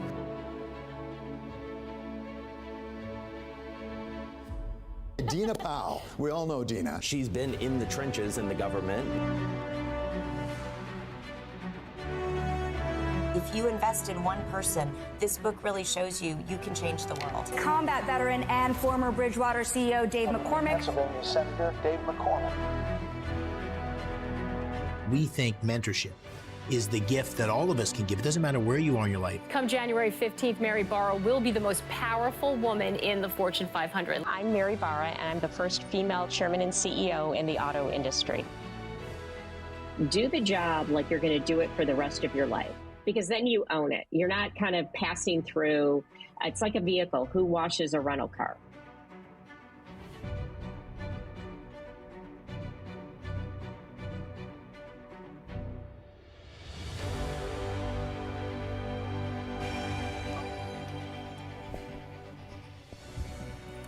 Hello, everyone. Good afternoon. I'm Beena Venkatraman. I'm a columnist and editor-at-large for strategy and innovation at The Washington Post. And I'm so pleased to be joined here today for a conversation on mentorship and leadership by Dina Powell McCormick, her husband, Senator David McCormick from Pennsylvania, and Mary Barra, the CEO of General Motors, GM. Thank you all for being here today. Thank you. Thanks for having us. So we're going to talk about a lot of things, but Dina, I want to start with you because you have co-authored with the senator this new book, Who Believed in You, which is about mentorship. And you talk about what it takes to be a good mentor and a good mentee in this book. Mm-hmm. So can you illuminate for us a little bit about that? Sure. Well, Beena and Dina, it's great to be with you all. And we are so honored that Mary joined us for this. I think her chapter in the book is just really remarkable. And this book didn't start out as a book. Maybe I'll just give 2 seconds of how this all came about. Dave and I have 6 daughters between us, and surviving that was harder than surviving a losing Senate campaign and a winning one. And writing a book. And writing a book. But during COVID, we really realized that this generation had lost so much more than just prom or high school graduation. They had really lost 2 to 3 years of that seminal human connectivity, the high school coach that believes in you, the college professor, the first boss that tells you what nobody else is really going to tell you when you show up the first day. And we started talking to them about the fact that Dave and I wouldn't be where we are without one or two people who truly changed our life. They saw something in us that we didn't see in ourselves. And you talked about your grandmother, Nora. My grandmother, Nora. Former Secretary of State Condoleezza Rice. Yes. You've had an array of mentors. So incredibly blessed. I mean, the one that maybe I would have never gotten to Washington without was Senator Kay Bailey Hutchison. I am an immigrant from Cairo, Egypt. My family immigrated to Texas when I was 5 years old. I didn't speak English, learned English fairly quickly. Texan took me a lot longer. And in the midst of waitressing my way through the University of Texas, I met Senator Kay Bailey Hutchison, who told me that she saw something in me, defer law school, and come work for me for a year as an intern, which completely freaked out my immigrant parents, who were horrified I wasn't going to law school. But I remember her saying to me, Dina, if you don't take a risk on yourself, no one will ever take a risk on you. And that path led me to have the honor of serving 2 presidents and working at Goldman Sachs with Jessica Lightburn to build 10,000 small businesses with Mary and other leaders. So that take a risk thing was big for me. Okay, so a good mentor tells you to take a risk when you might be a little too afraid or a little too shy to take the risk. What does a good mentee do? A good mentee, and we actually did a study with the Yale School of Management, 2,200 young adults, to figure out how do these relationships really become productive. The mentee is mentorable. That's the key phrase that we use in the book. Actually know what is it that you're seeking from that mentor. Be realistic about the time that they're really going to have to spend with you. And probably most importantly, be vulnerable. Be open to constructive feedback, which is the greatest gift that you can get. Kind of Mary talking in the video about this generation rents their jobs, they don't own them. That's the kind of feedback that those of us who are serving as mentors really need to give. And I think when you have what we call transformational mentoring, mentees really want much more of a meaningful relationship, way more than transactional mentoring. It's very important to have somebody look at your resume and get you the interview, but for finding your purpose in life, transformational mentoring is so critical. Okay, there's a point in the book where you talk about when a mentor becomes a tormentor, which made me laugh out loud. What do you do to avoid being a tormentor, and how do you know when you have a tormentor and not a mentor and break it off? I have to out who it is because it's in the book, it's public. But Lloyd Blankfein, the CEO of Goldman Sachs, who was my boss for my first 10 years there, was just a remarkable mentor in every way. And we would have never gotten the direction to build 10,000 women, 1 million black women, 10,000 small businesses without his faith in our team. But he used to give me really tough love, and that was a gift. I would never have grown. You know, he taught me that you don't grow from success, you really only grow from failure. And he would just give me really direct advice. If you want to be at this table, you've got to grow thicker skin. If you look back all the time, it means you're wasting time. You're not looking forward. Maybe you made a mistake, just look forward. It seems like simple things, but when it's the CEO and your boss telling you, it was so critical. So when he said he was tormenting me, I think he was just actually giving me the tough love that helped me grow. Okay, got it. Mary, you, of course, were interviewed in the book, as Dina mentioned, and you mention an array of mentors. I don't know, there must have been hundreds of people, or at least archetypes of people that you talked about mentoring you, starting with your mother, and who really believed in you. The thing that struck me about the interview that the Senator and Dina did with you is that you said there was a moment where you had to stop seeing yourself as a mentee and see yourself as a mentor. And I wondered if you could talk more about how one makes that transition. Well, I think it was a realization for me that I obviously have been mentored by many people and wouldn't be here where I am without all of their sometimes tough love, constructive feedback, but that you can mentor people above you that are your peers or that work for you or are lower in the organization.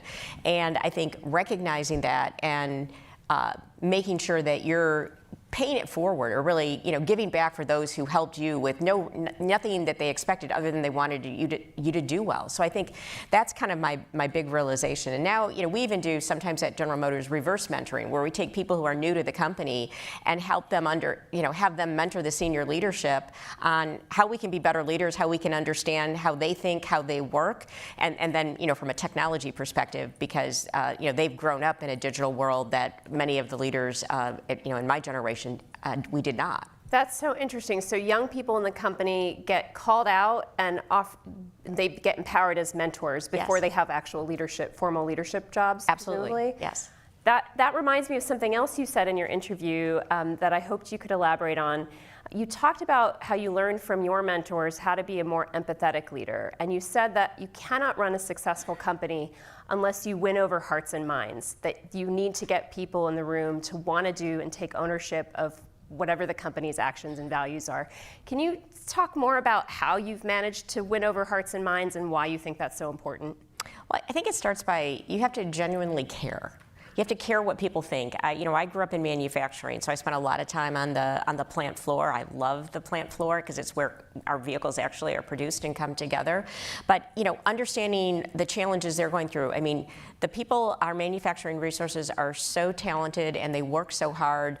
They know issues because they see it. Several times a day if there's a problem. And so, really valuing that, but helping them understand why what they do is important and where we're headed as a company, I think is so important. So that's winning their hearts and minds, because somebody can come to work every day and just, go through the motions, but if they know why, if they care, an end customer is going to have this vehicle, and if they see a problem, they've got to raise their hand, we've got to fix it, we've got to support them. But I think that's caring and respecting and valuing the hard work that they do day in and day out. Thank you. Senator McCormick, you've had such an interesting career in life. You're a veteran, you have a PhD, you've run a hedge fund, now you're a senator from Pennsylvania. I won't hold that against you being from the great state of Ohio.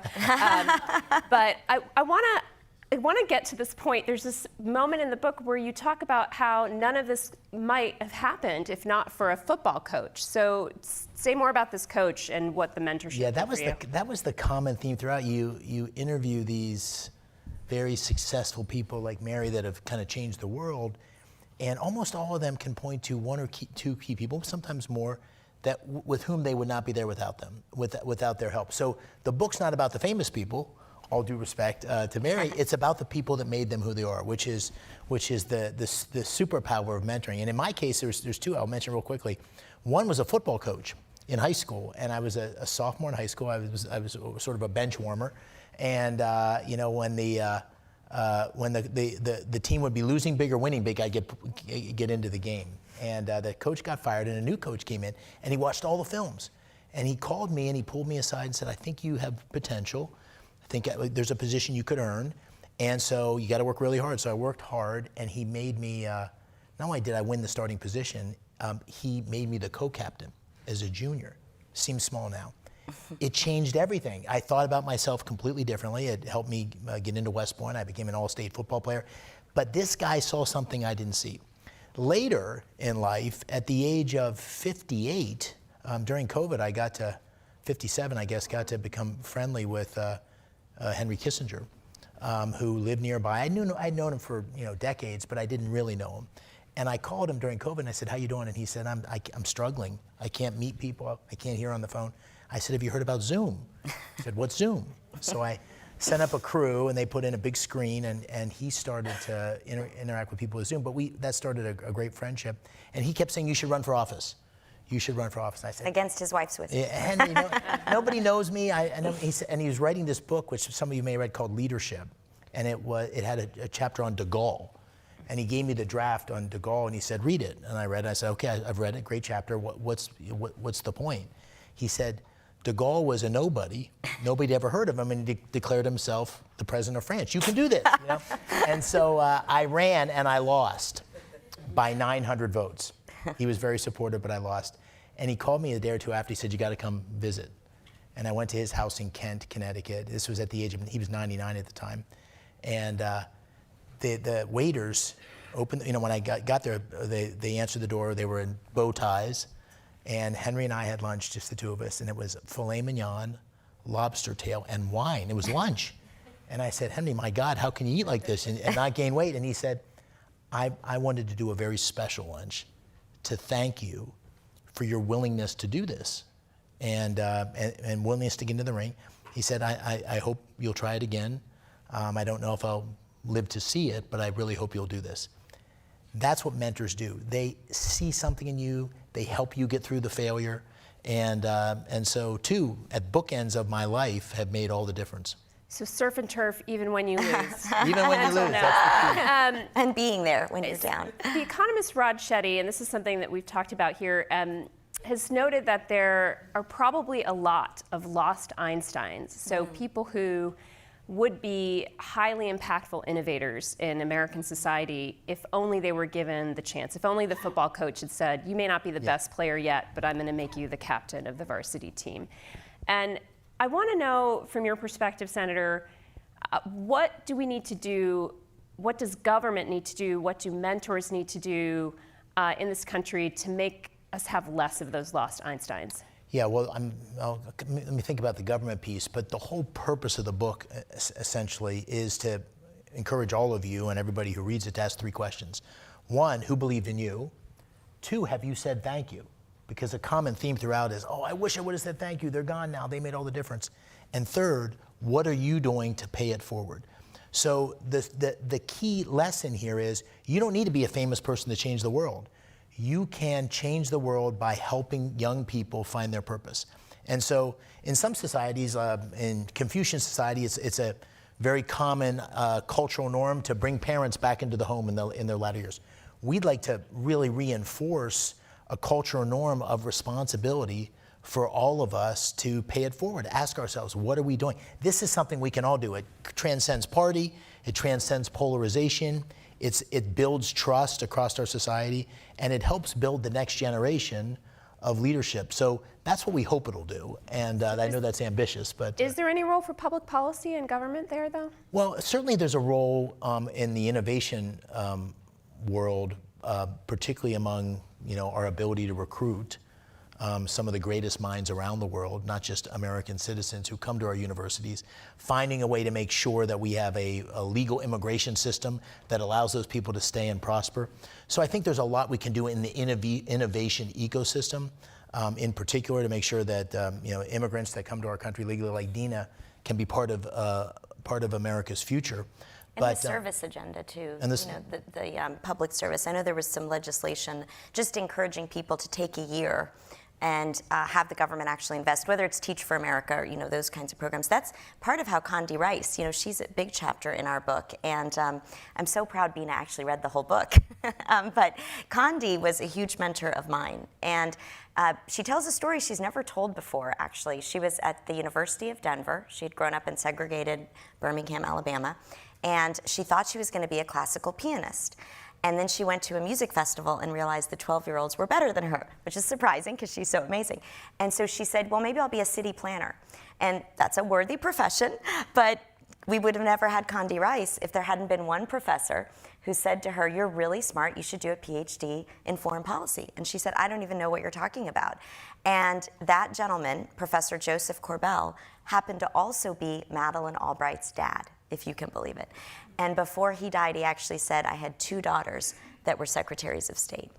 And it was, I think, honestly, because of Professor Corbell, that later, when I worked for her at the State Department, when she was Secretary of State, she insisted on beefing up the White House Fellows Program, the Presidential Scholars, the PMIs. So I think those fellowships and internships, in fact, our intern, or I should say Condi Rice's White House Fellow, was Wes Moore. He had just come back from Afghanistan. Yeah. He's in the book. And so you see that generational paying it forward, that I do think, at least programmatically, and some of those institutions really help. Right, and using the institution to make that access to mentors more widespread. Mary, I want to ask you about this. We're going to I want to talk a little bit about the American dream and upward mobility, which all of this really relates to. Like, can you be mentored? Can you be supportive? You wrote about a mentor turning you on to the notion of college, right? Basically telling you that college might be an important thing for you to do, and higher education has long been thought of as the vehicle for upward mobility in America. And these days, more than half of Americans say that they actually don't believe that kind of upward mobility, that version of the American dream, is accessible to them. I'm curious, you are running a major American company, manufacturing, anchored in the Midwest. What's your view on whether that upward mobility is still a characteristic of what it is to be an American? Is that part of the American dream still alive from your perspective? Well, I think it is, and you know, probably the most influential person in my life, my biggest mentor, champion, was my mother. And she believed in the American dream. She unfortunately passed away about 20 years ago, but she didn't have the opportunity to go to college. She grew up in the upper peninsula of Minnesota. Yeah, there's my mom. And she, you know, but she believed in the American dream at that point. And I really think in a significant way, she was living it, because they came to Detroit. My dad worked for the auto company, General Motors, and they had a good life. They had a good life, but she, for all of her nieces and nephews, like, you have to go to college, because that was her mindset at that time.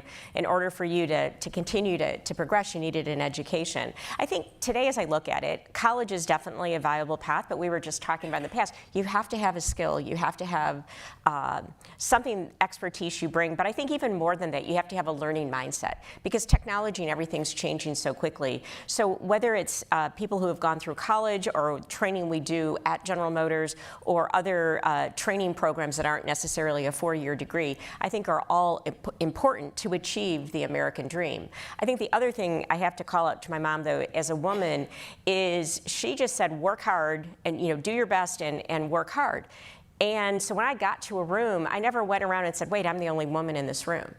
I was like, I worked hard, I deserve to be here. And it wasn't until I was named in this role as the CEO that I realized there were so many people who, you know, had the view, I cannot be what I cannot see.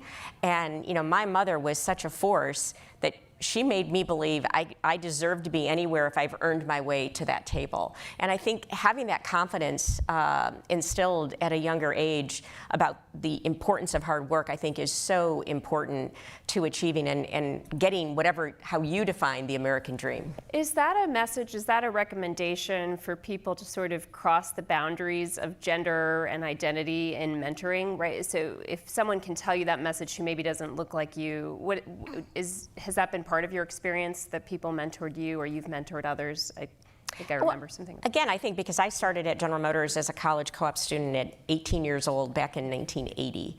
And you know, that was a point in time there were very few women in the auto industry, but I had people that took an interest, they saw I was willing to work hard. When people asked me to mentor them, I'm like, I can give you, you know, perspective and feedback, but you know, hard work. One of the biggest pieces I give people, don't focus so much on your next job that you're not actually doing the job you have right now.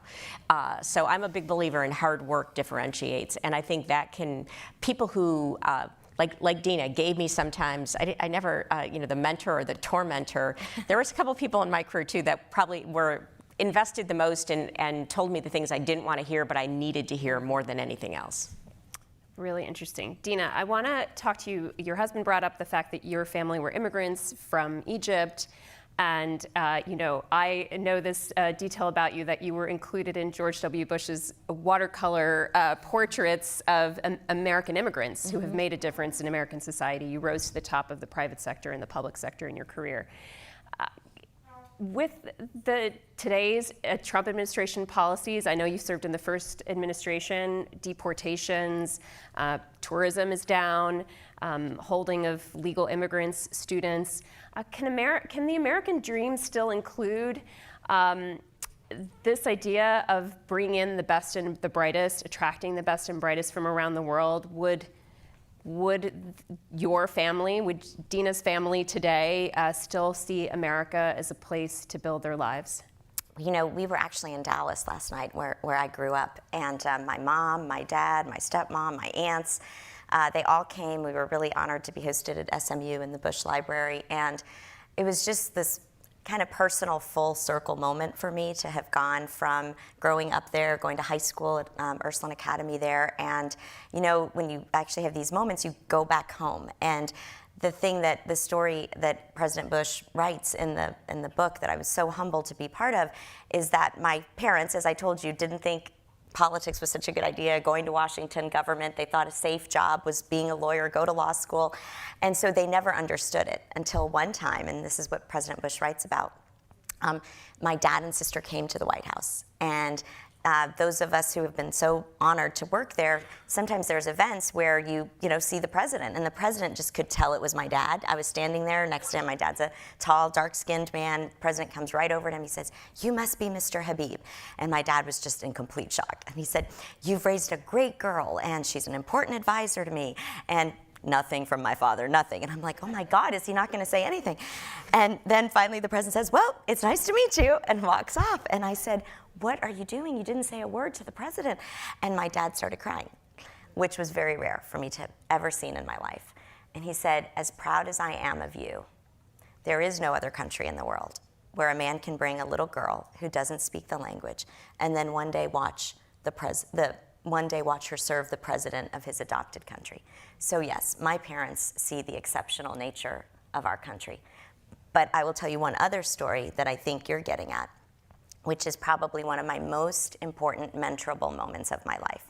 Traveling with Secretary Rice back to the region of my birth after 9/11, we were in a capital in the Middle East, in one of the big palaces. She was meeting a head of state for the first time in her role. And the head of state looked over at her, and this was 2005 and 6, rough times. And he looked over at her and he said, "Madam Secretary, thanks for coming, but I hope you didn't come here to preach to me about freedom and democracy." And without missing a beat, she said, "Your Highness, how could I come and preach to you about anything when it wasn't all that long ago that my own country counted my ancestors as 3/5 of a man?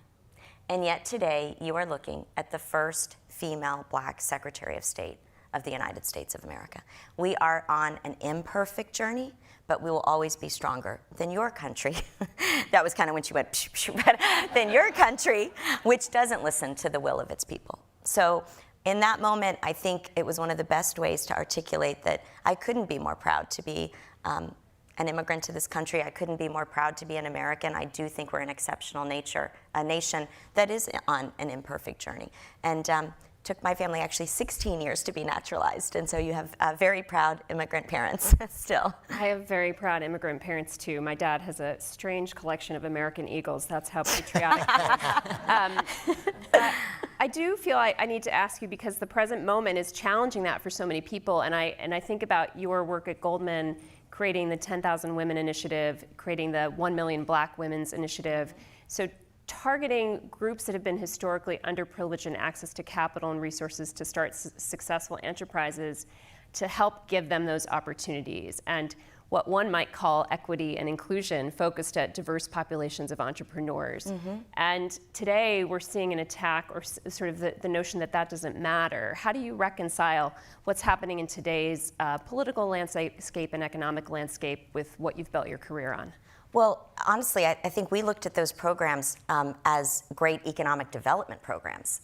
Yes, of course, when you economically empower female entrepreneurs who don't get as much capital, that's a known data point, and don't get the business education, the access to it. But if you looked at it only as a human rights issue, which of course empowering women is, or a justice issue, you lose the fact that we wanted the men at Goldman Sachs to stand up and say, we found our best investment. 50% of society being productive means we grow GDP around the world. So we always actually approach this from a capital markets perspective, an economic growth perspective, and then you have to look and see, well, where are the gaps? You know, capital, you have to have capital to grow a business. You have to have mentoring. You have to have business advising. So I think maybe we were fortunate that in the private sector, you can use capital and have amazing people serve on the board like Mary did to really guide a program that was meant to be about job creation and economic growth. And purposefully, frankly, we called it smart economics. We wanted it to be seen as one of the best investments that you could make. And I think you're seeing the private sector do that more, frankly, and then try to partner with government, which isn't always easy.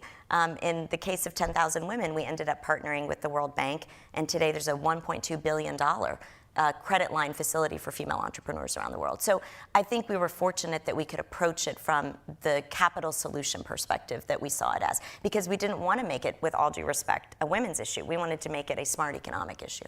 And using the private sector as a lever, again, to create access to broader groups, yes, for broader groups to mentors. Definitely.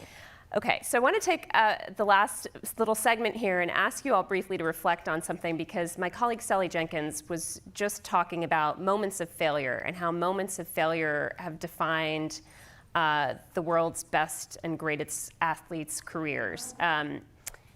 I think we've all had them, but I'm wondering if you would each take a moment to reflect on a moment of failure that you think has helped define your success. Looks like you might have one, Senator. Yeah, I have plenty. It's which one to pick from. But the highest profile, I mean, I obviously lost the Senate race, which was a big failure. But I had worked for President Bush, and I was in my last job was the Undersecretary of Treasury, and I went to Bridgewater, which is a big investment firm, and within 18 months or so, the founder, Ray Dalio, asked me to become the co-CEO, which was a big deal. And one of his colleagues for 20 years was the other co. And 18 months later, he fired me. So within, and this was on the front page of the Wall Street Journal, and it was a very public failure. And I actually stayed at the firm. I was sadly going through a divorce at the time. We had 4 little girls, but I also took a lesser job. And I thought I would eventually transition out, and I stuck with it. And I guess 3-4 years later, I became CEO again for the next 6 or 7 years. And that being fired, was really an incredible. I didn't agree at the time. I still don't agree in some ways, but the lessons I learned about equanimity, about leadership, about the thing that was going wrong, which is I wasn't driving change quickly enough, the ability to take conflicting opinions, the ability to have empathy for people who were struggling and failing. And the value of failure is the thing that happens often before success. That is something that I, as painful as it was, I wouldn't trade. Thank you. Mary, do you have anyone? Yeah, when I, a couple positions before being named CEO, I was running HR at General Motors, and it was right after we'd gone through a very public bankruptcy and restructuring, and we were really trying to change things, look at all our programs and really use it as a chance to reboot and build the company we wanted to have.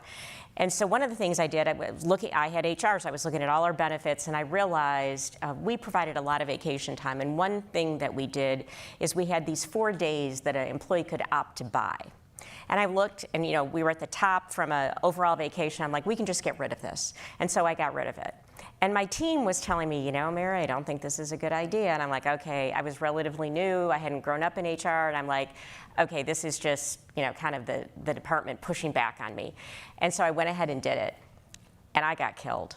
On the internal post. But what I realized is a lot of people said, you know what, I buy those days. And they were paying for these extra 4 days. They said, I will use them when I have to go to a doctor's appointment for those 2 hours, or I want to leave 2 hours early to go to my child's sporting event, or I need to take my elderly parent to the doctor's. And having these days makes me feel okay about going and doing that. And my big learning was I didn't listen. I just assumed, here's what the benchmark says, here's what the data says, we'll be fine.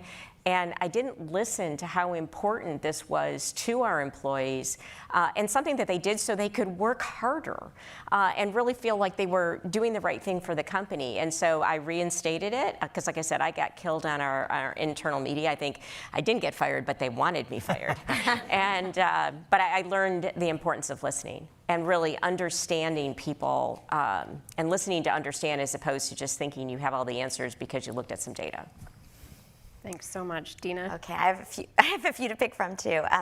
I think for me, because I had the responsibility of leading teams at a young age, that's just not something that there's a manual for. So at 29, I was on the senior staff of the White House. At a very young age, I was the senior person at Goldman. And I think the thing that I realized over the years is maybe the most important legacy of a leader is where are all the people that worked for you?